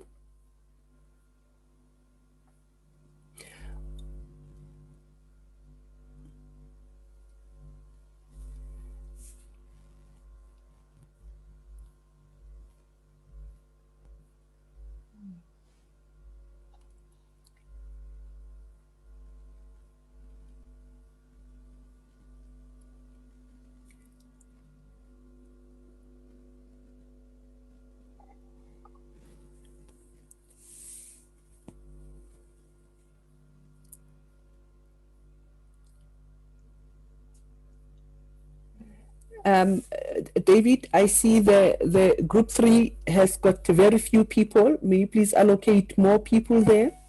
Yes, that's what I'm. Okay.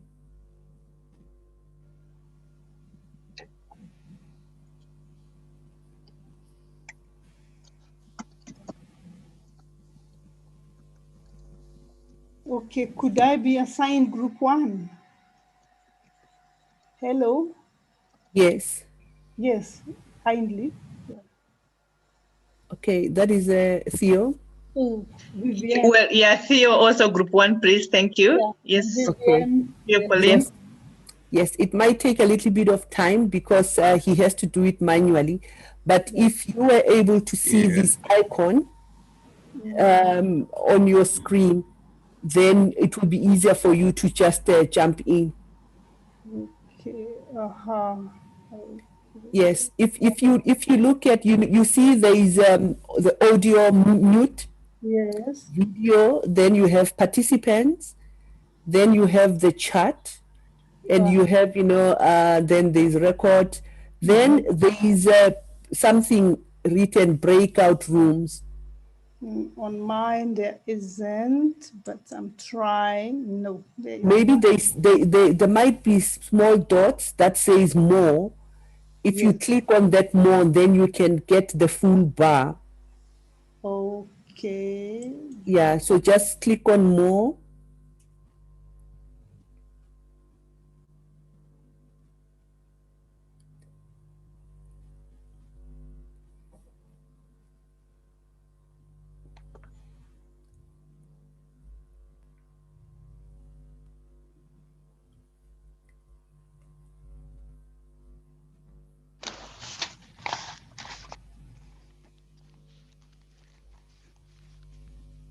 Are you winning? Yes, I'm trying. Yeah. So unfortunately, for those who are left here, you might be thrown into any of the room. I think when you are there, you can be able to move from one room to another. Yes, you have an opportunity to change the room. Yes. So in the interest of time, I'll just ask David just to throw you into any of the rooms. And then you try to move when you are there.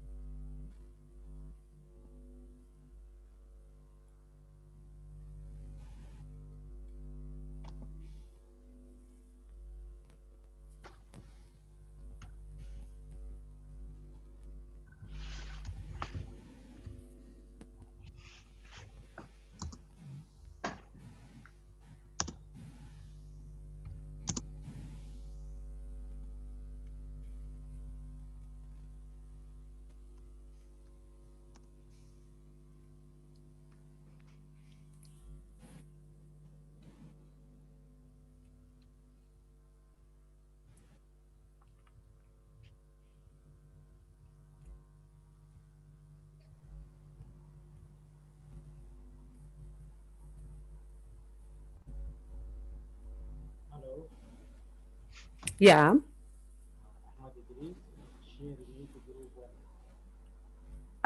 Who is speaking? Ahmad Idris. Yes. Share me to group 1. Okay, David? Yes, yes, please. Yeah, we still have a few people in plenary. Okay. Let me see. Okay, just one person I see. No, I see about 28, I don't know. Yes, in the plan. Okay, those are the ones who had joined the other rooms, but right now I see. Okay, so there is Ahmed. Ahmed would like to be taken to group 1. Yeah. Mm-hmm. Okay. I see some people here. Yeah, they are in the main plenary, but they have not clicked on the breakout. Because if you click on the breakout, I would see them on top here. Yes. Okay, I still see people in plenary. Maybe you might need to allocate them manually. Okay. Yes. I think they might be struggling to find the breakout room option. So just allocate all of them manually. Okay. Yeah.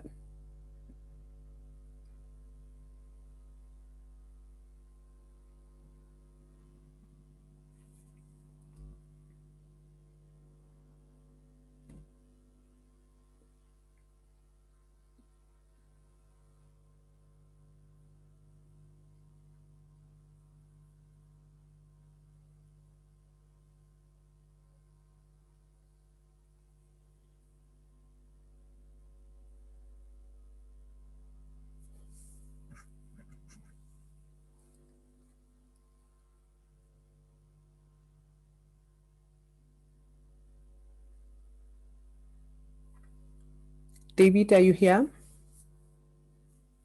Yes, yes. Yeah. I still see some people. Okay. I think the ones who are available here have not activated the breakout. Okay, and can't you allocate them manually? Let me see. Yeah.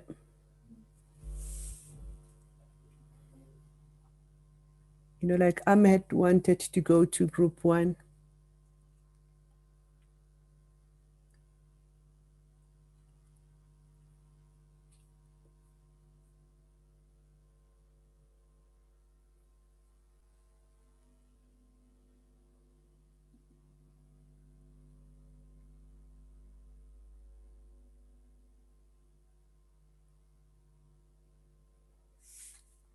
Yes, Dagmar, it's possible to move to another group.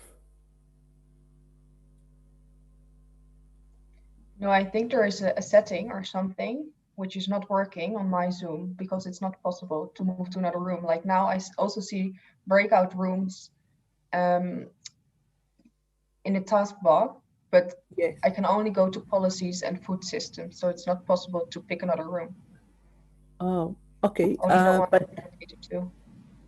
okay, let me see. But from my side, I'm able to see all of them. And which one do you want to go to? If possible, to group 1, please. To group 1. David, are you able to assign Dagmar manually to group 1? The remaining people have not attempted to join. I'm not able to force them from this side. They have to first attempt to join. Yeah. Okay. Yeah, because for in my case, I'm able to see all the groups. Yes, and I'm seeing them, but these the ones who have not attempted to join, it's not possible to allocate them because they don't appear on this list. I see. Currently, all the pending ones who were on top have been assigned. Okay. Oh, technology. But I see it is reducing, so meaning some people are attempting to join. Yes, I can see that.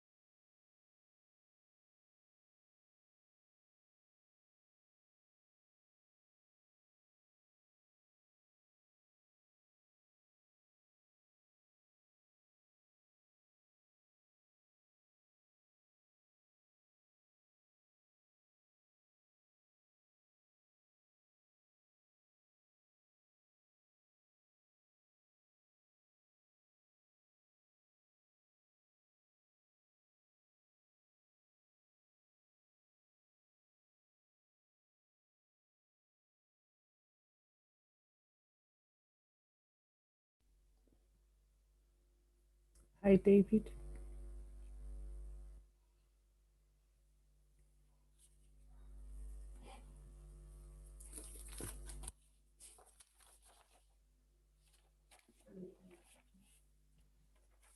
Yes, Lami, you were saying something?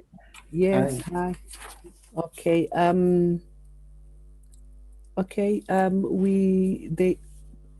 They should be wrapping up, I Yes, think. they have 5 minutes.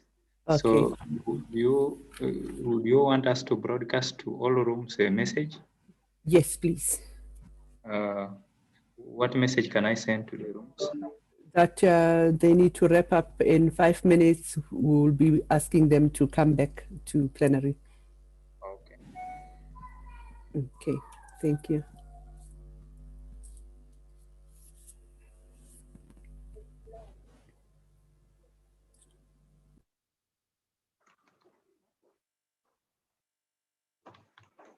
I'm sending to the group.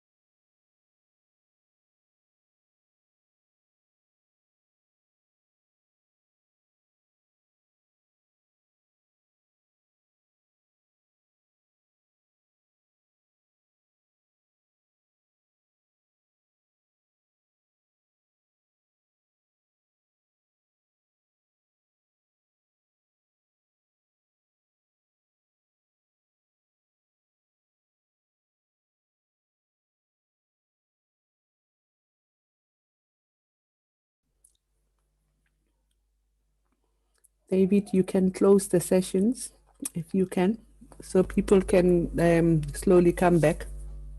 Okay. I close all right now, or I leave the system to close in 50 seconds. Okay, sure. Yeah, In the 50 system is seconds. going to bring all of them back in 50 seconds. Perfect. Okay.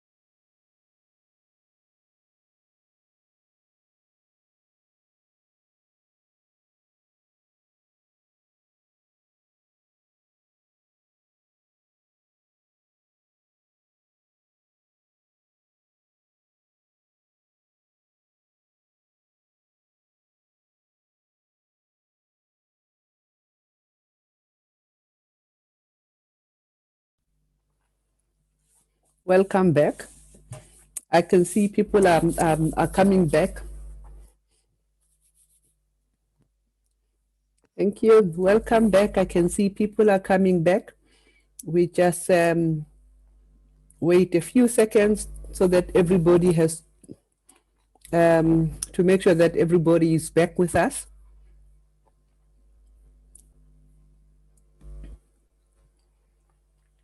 Okay, in the meantime, I'll ask, okay, we'll wait a little bit while our rapporteurs prepare themselves to share with us what took place in the other sessions. Oh, okay, I think everybody is here now. Ladies and gentlemen, welcome back to the main session. We want to apologize for the technical glitches. We know that some of you, it took time for you to be sent to the different breakout sessions. Some of you, you might have ended up in the session that it was not your priority, but I hope you enjoyed yourselves nonetheless. I would like to take this time to ask our rapporteurs just to give us some major highlights of what took place in their different sessions. We'll start with group 1. It's going to be Dr. Alice Muetwa. Group 2 is going to be Dr. Runyoraro. And group 3 is Prof. Nancy Mungai and Dr. Florence Nakaiwa. Dr. Alice, in 4 minutes, just give us some major highlights of what took place in your group. Thank you very much. Thank you. So in our group, we had 3 presentations mainly. We actually started out with a very interesting video, 2 of them. And really, the summary of what we saw was how we could innovate through digital technology. And we saw an example of PureChex, which is a company in the USA. And what we learned was that you actually could use different data strata to move information from the products along the entire value chain, and also create an information innovation or community platform, which enables one to link producers and consumers, and also allows feedback and providing other facilities through the platform using that data. We also learned that in the second presentation, we also learned that the vision for the future of food systems firstly recognizes that there's been a lot of investment in Africa, for graduating students at different levels, as well as for conducting research. However, that investment is not matched, does not match, in fact, the development that we see so far. So there's a need to make some changes in order for that investment to take us further than we have gone so far. So therefore then, universities need to continue to produce human capital, to produce appropriate technologies, produce knowledge that all of those should support food systems, but there's a need for a mindset shift, a paradigm shift. And when that has happened, then transformation in food systems can take place. Universities should continue to conduct research, but this research should deepen or be re-engineered to sort of align mostly to have a much more business orientation. It should be holistic, as well as seek to mobilize different stakeholders. And also different stakeholders will help to shift to sustainable food systems, but we need to have an appropriate framework within which to do that. Then also, universities need to mobilize resources, and this will require that they lobby for public and private sector funding, and that funding needs to be strategic so that it can support the business of the universities.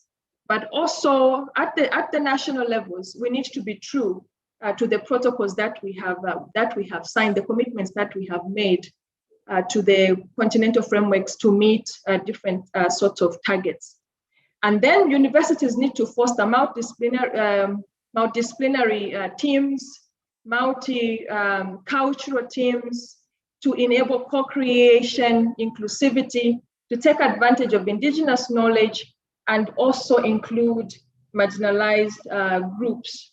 Universities must contribute to policy and shape private conversations in food systems.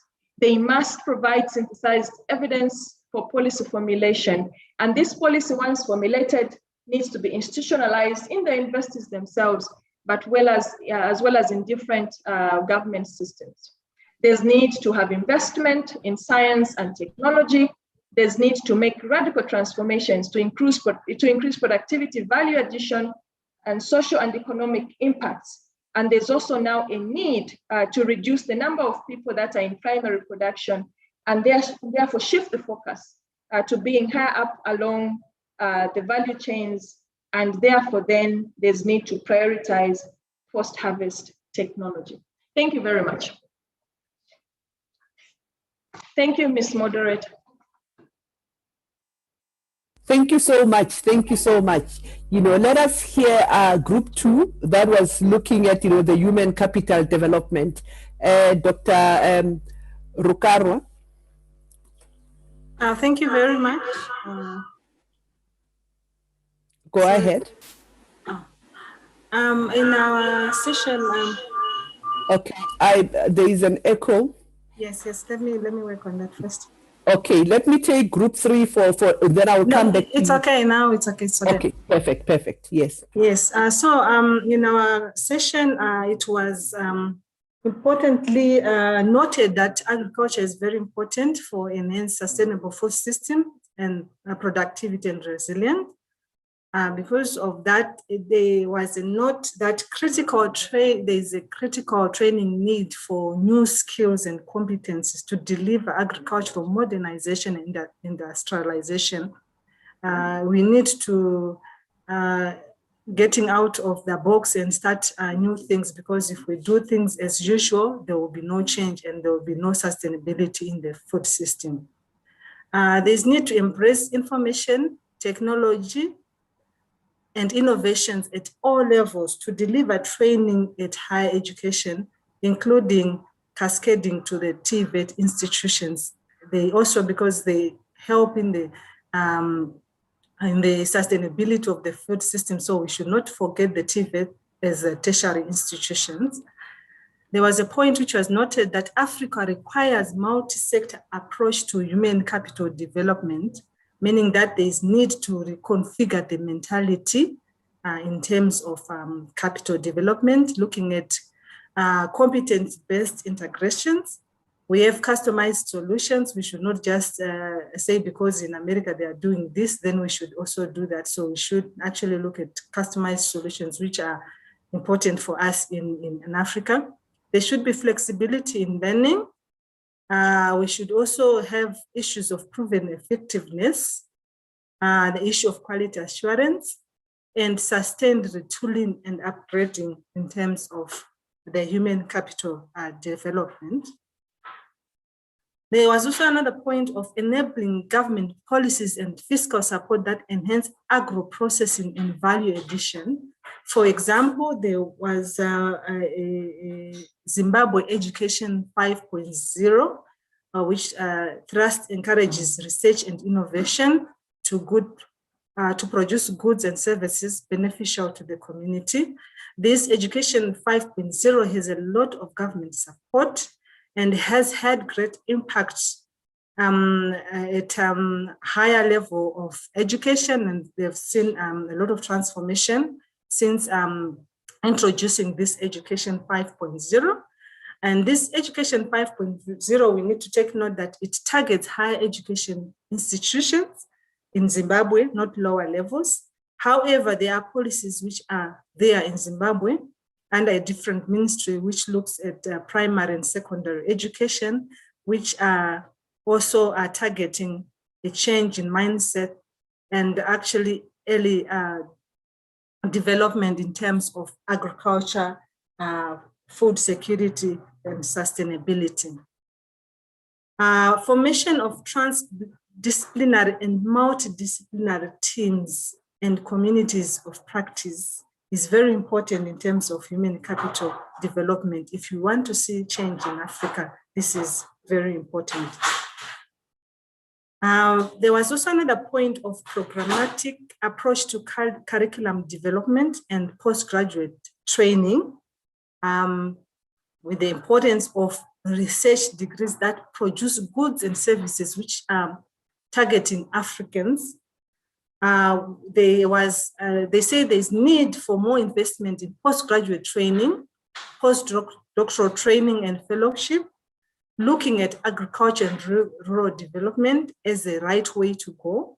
So there is need to really reconfigure the curriculum to make sure that there is more investment in agriculture and rural development. There's also need for the state of the art research and innovation infrastructure purposed for industrialization.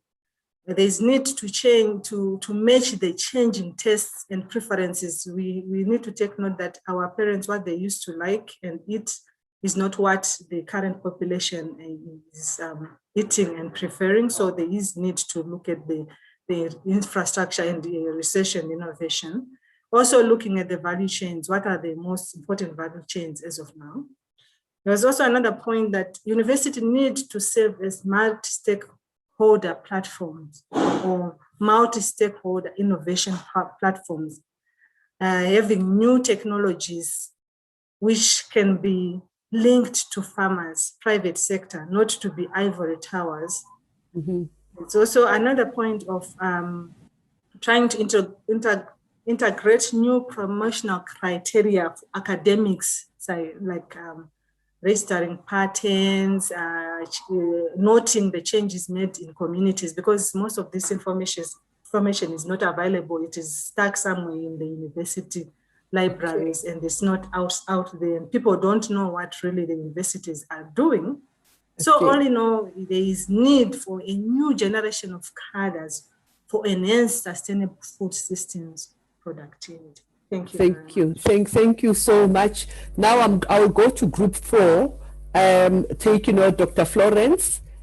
Let us hear what the policy group had to say. I will come back to group 3. I think there was a technical issue with our rapporteur there. So let me take group 4. Okay, thank you very much, moderator. Group 4 looked at the strengthening policies for food and nutrition security. And in our discussion, we looked at 4 key traits.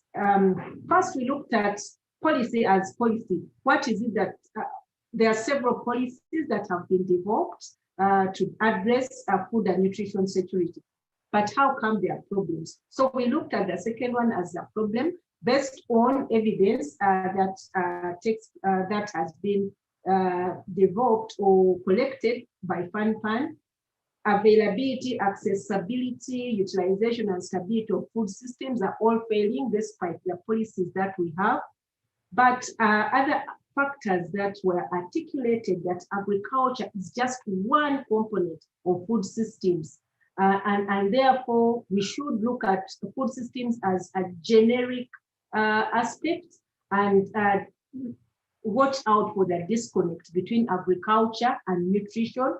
And what do we consider as food insecurity? Is it just the production or the other aspects, which include productivity and how we eat the food? Because malnutrition is increasing, as opposed even as much as production is increasing.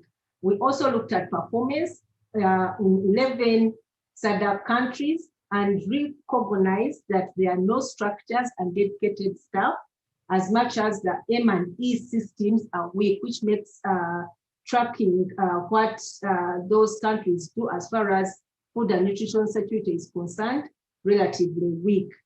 We did consider some areas for consideration, take-home messages that we should create awareness to policymakers, domesticate the global and regional frameworks, ensure that there is harmonization of food and agricultural policy, invest in institutional and coordination structures, as well as recognize the multi-sectoral approach of food and nutrition security. But most importantly, we have to invest in M&E, data collection and analysis. And then realizing that those key areas that make food and nutrition security also compliant, including climate, smart agriculture, are just buzzwords that we need to look at. The universities and SROs have to play a role in domesticating the frameworks. These frameworks have been signed, but most countries don't have capacity, they haven't invested, and there is no awareness. So that is a role that the SROs and universities can play to support the countries to track progress on the targets of the frameworks that have been developed. As far as they've also said, how do we hold the regional economic communities, SADC, ESC, ECOWAS, accountable for the frameworks that have been developed? So universities can support these countries to ensure that the SROs, that rates rather, hold the countries accountable for performance. We also learned in this discussion that FANPAN has developed a tool for involving the youth in policy processes and dialogue. And this they can be shared with us, universities and other SROs, to see how we can adopt youth issues and involve youth in policy making, as it were. So that it was still going on, but we were cut short. So some of the other issues that need policy, issues like indigenous seeds, indigenous food, how do we get policies that will promote or protect our indigenous information? Issues of waste, how do we get policies that promote food waste amidst plenty? Because we have both food waste and then food scarcity. What are those policies? Thank you very much. Thank you. Moderator. Thank you so much. Thank you. I would still like to go to group 3. I know our rapporteur had a little bit of a challenge. I would like to ask, Dr. Muchiri, as the person who you were moderating the session, do you want to give us maybe 2 or 3 of the major highlights that might have come out? I know I'm getting you off guard. We had a rapporteur called Dr. Abigail. Okay, Dr. Abigail, yes. Thank you so much. Yeah. Dr. Abigail, yes, thank you. Yes, thank you, Madam Moderator. In our group, we were looking at the fostering inclusivity, and it came out clearly that some of the responses to inclusivity were recorded as being the SDGs, and under the SDGs, we have SDG number 5 and number 10 that talks about gender and reducing inequality. And then we have also another AU Agenda 2063, the Maputo Declaration, and then the Malabo Declaration. So those are some of the responses that have been in the past towards inclusivity. Now, in terms of having growth in terms of inclusivity, it is discussed and mentioned that we need to increase investment in agriculture, and hopefully this can close the productivity gaps. There also must be an enabling institution arrangement that could help the low level actors in the value chains of such as the small scale farmers. And therefore, we look at also the role of the government. What is the role of the government in these aspects to be able to include these low level actors of the value chain? A question arose on the observations to market-led agricultural extension that will affect inclusivity. And one of the issues that was raised was that policy is very important. And we have had issues that within these systems, mostly there's no organization at the institutional level. So we need to organize and have these issues institutionalized. For example, localized collaboration at low levels that includes also the private sector. So we are looking at, for example, what can be done. An example was given of empowerment. When we talk about empowering of the small-scale farmers at the lower level, who does the empowerment? Is it the scientists or the agronomists? And it is the key thing was that it is the social scientists that are supposed to do the empowerment. And then another thing that arose was the issue of facility or engaging the university faculty to be able to engage in extension delivery services. And an example was given of the model in Costa Rica that is working very well. However, that the problem is that it is not, it's very expensive. And this emphasizes the fact that the universities really need to get funding to be able to foster this kind of interaction. Finally, we had input from Dr. Stephen Mushiri, who talked about, gave us an experience of the value chain, what they call the value chain ecosystem. And the value chain ecosystem is whereby it's done in such a way that it brings all the stakeholders on board. So we have the finance guys, the credit guys, the off-takers working together to be able to have inclusivity. And this makes it possible, for example, some services to be enhanced. For example, reduction in transportation costs, in transaction costs, diversifying the products, bulk procurement, etc. But then for this to be able to work, there must be an initiator. There must be an initiator to be able to do all this. So the main issue is that we have to increase resources towards agriculture, and then have people, or everyone involved in the value chain collaborating, because if there's everybody in the ecosystem is involved, then we realize that information is actually provided to people along the value chain, and everybody provides information. For example, all the finance guys can provide information, off-takers can provide information. So it becomes an inclusive kind of way, and this fosters inclusivity. So that is in a nutshell what we discussed. Thank you so much. Yes, as I'm listening to the presenters, I can see that you cannot deal with one issue in isolation. Things are really cross-cutting. At this point in time, we are coming to the last part of our engagement, that is session 5, and it's not going to take long.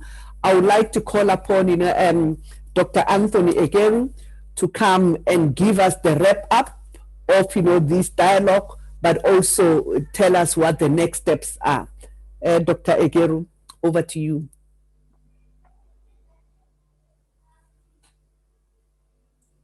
Okay, thank you very much. I shall attempt to just highlight the key issues based on. I will not go to the last sessions because the rapporteurs have already highlighted. But from the beginning, and based on the videos that were shared, that were screened in the early stages of as we marched towards the start of the sessions, and with reference to some of the things then Professor Dipala referred to. It was generally noted, the video showed that hunger is generally increasing across the world. And at the centerpiece of all this is that you and myself and everybody here, if you are alive by 2050, we shall be joining another 2 billion people that need food. But within this context, 33% of the soils are degraded. There are challenges around stunted growth. Now, the paradox is that there are several people who are hungry, but also there are those who are overeating, who are overfed. But in order to address all these issues, the political commitment is needed to ensure that we can be able to move and put together a force that needs to address these issues. So from those videos, that is basically the issue that was coming across.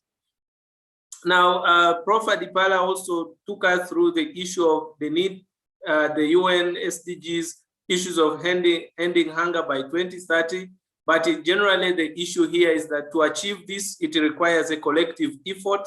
And there are really issues behind this issue of a collective effort is why the food systems agenda has been created and therefore putting us in this role to be able to move together. It's really about building consensus and building a direction for moving together.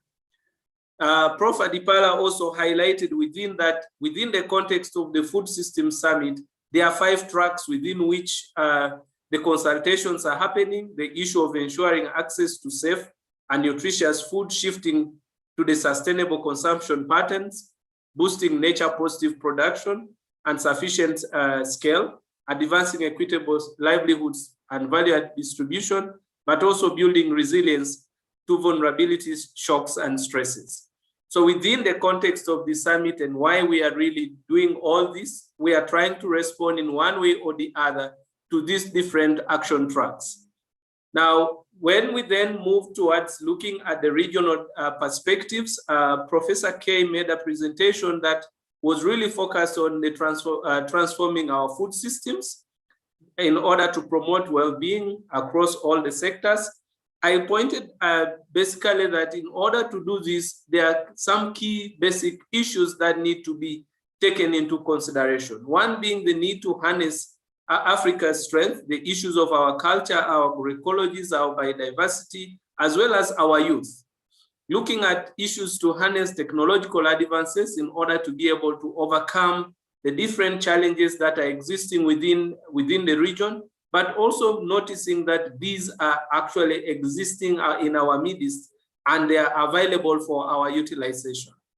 Then the issue of building our capacity and the need for us as a continent to continuously work together, because we cannot develop if our human capital development is at the sidelines, because this human capital is the one that will be at the forefront of facilitating research and innovations that we need in order for us to move and achieve the growth in our food systems. But she also offered the overall issue is that Africa is the future. Population growth, it may be a challenge, but it's an immense opportunity. And we need therefore to be able to offer this world and this new future to the world. And as Africa, we can be able to leverage several opportunities from it.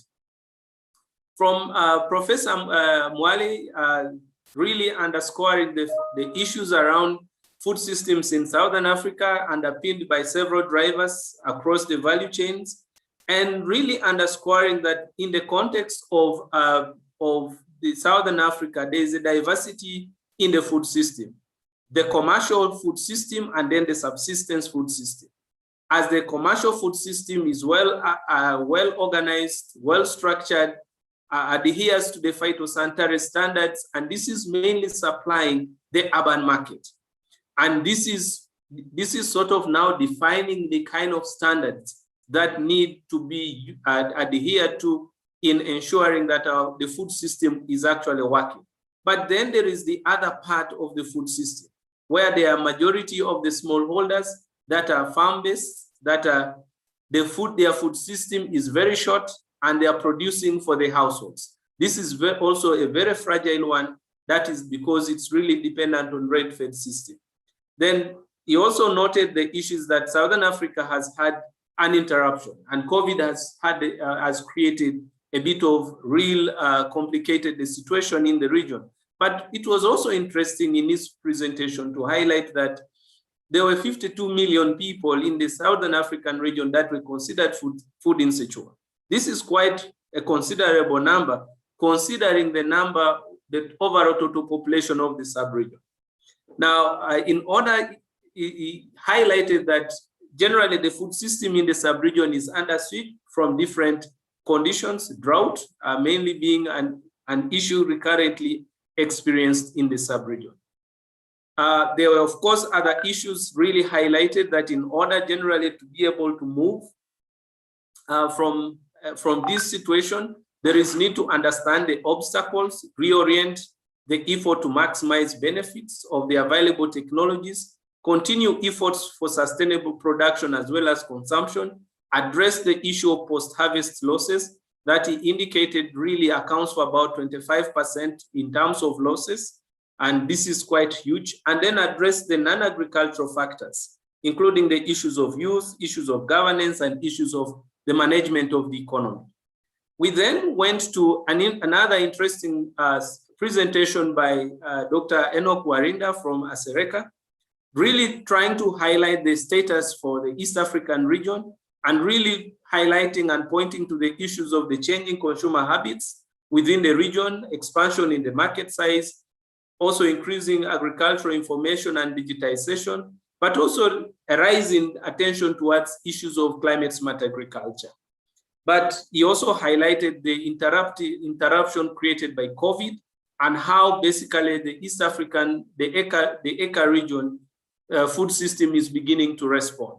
In order, within this context, then he also highlighted a key issue here, that there are really interruptions in the food system and food insecurity is bound to be, is pointed to be rising in 2021. But there was a question from one of the participants, what is Tanzania doing right to reduce the acute food insecurity from 21% to 10%? This is something that generally requires to be further interrogated, but it's a pointer that even within the region, there are areas and there are countries that are doing well, that are taking bold actions and bold steps to addressing food insecurity. And then we can learn from them. We then transition to country experiences, and really, this is really Dr. Shedrack and Dr. Mushenga, Professor Mushenga. And really the question within that Dr. Shedrack highlighted was that within the context of South Africa is generally considered food secure. It's able to feed itself, but it's also able to export food. But if you look at within the household level, there are variations. And these are the variations that actually that are intricate within the context of nutrition, but are also pointers to the real problem that is masked within the broader aggregate level. There are issues of market access for new entrants that is really pointed to that, because these new entrants into farming need to be supported, need to be to understand how their enterprises and agricultural enterprises can be profitable so that they can be able to find meaning in it. They need to take advantage of new technologies, issues on access to financing, for infrastructure, for inputs. All these are issues that he pointed out that could potentially be pointers to strengthening the food system, and issues around enabling communal lands so that they are part and parcel of the food system for enabling the availability and contributing to sustainable livelihoods. Again, pointing out the issue of technologies and increasing investment in technology generation, and particularly issues on solutions for drought tolerance. Professor Mushenga highlighted that Kenya has a diverse issue. Kenya is generally still considered as a food insecure country, but there are also issues around innovations for improved crop varieties, livestock breeds. They have also made strides in food distribution because there is a rising food chain stores, what she referred to also as supermarkets. These are increasing to enable food distribution to be possible. But also Kenya has the agricultural transformation and the Big Four agenda. And within this context, the government has also devolved the function of agriculture to the county governments. And this is enabling and seeing increased investment within agriculture, and is beginning to improve the way food is produced, but also available within the country. Now, in terms of the key issues that were coming from the national dialogues, there was a need to focus on smallholder farmers. Issues to deal with policy need to be addressed, particularly on trade and food distribution. She only didn't say that we had a small trade war between Kenya and Uganda because our maize is aflatoxin loaded. But yeah, so she only mentioned Tanzania. But yes, Kenya had stopped us from exporting maize to Kenya, to the Kenyan market, and our maize was stuck.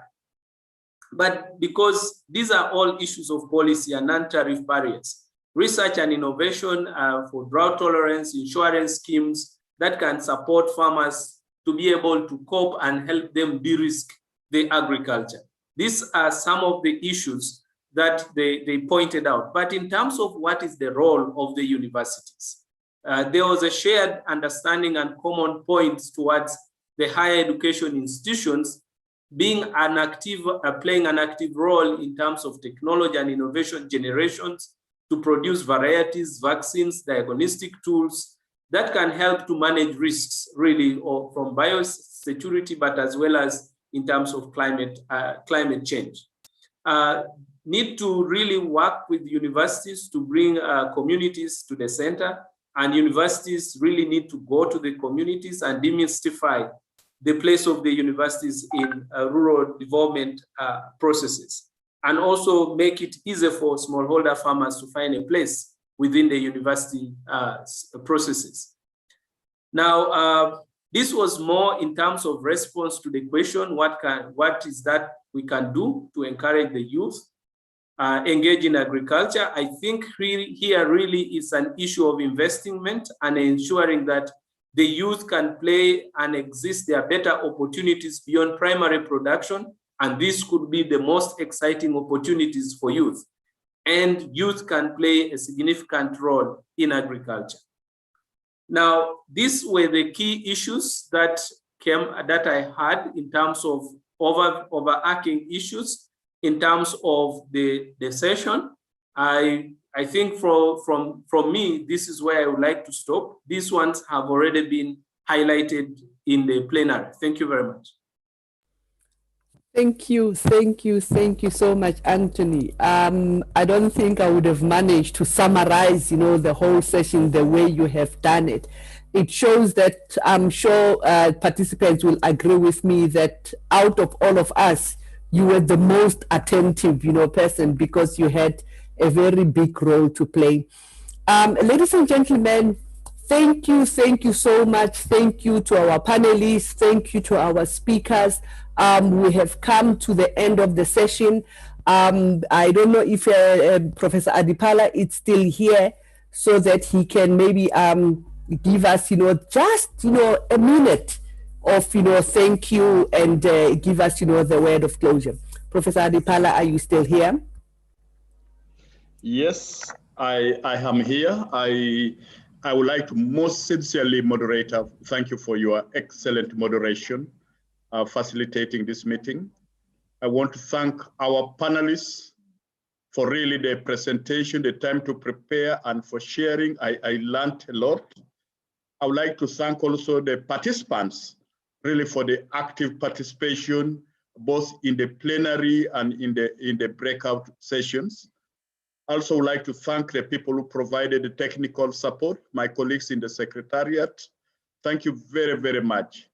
Ladies and gentlemen, this is, as I mentioned, this is the second of our regional consultations. We will be following this up with a meeting for Central Africa on 25th, and then a meeting for North Africa and the Middle East on the 31st of this month. But on Thursday, we shall be bringing the vice chancellors together because they need to own this process and try to come out with the key issues from their own perspective, which they would like to move forward. The session will be open. It will be open to others, and would like to invite you to participate. Also would like to invite you to participate in the global meeting that will take place on the 2nd, where we'll be hearing from various networks, research, universities, extension delivery from across the globe on 2nd of June. I really invite you to participate in that. And some of you, if you can, we will also be having the dialogue with the government technical experts, because this input must feed into country deliberations. We need to present the highlights of this meeting to various member states technocrats before we hold the ministerial meeting on 26th. It's a process that moves, and then eventually from the ministerial dialogue, we will go to the heads of states summit. So thank you, and invite all of you to engage with us. Have a nice evening. Thank you very much. Thank you so much, Prof. People were still asking whether we're going to share the presentations and all that. Yes, it's going to be shared. I see my colleague David has also shared, a link, to some of, the Zoom webinars that are upcoming. Please do register, and we see you then. Thank you so much, and thank you, Prof, for the invitation to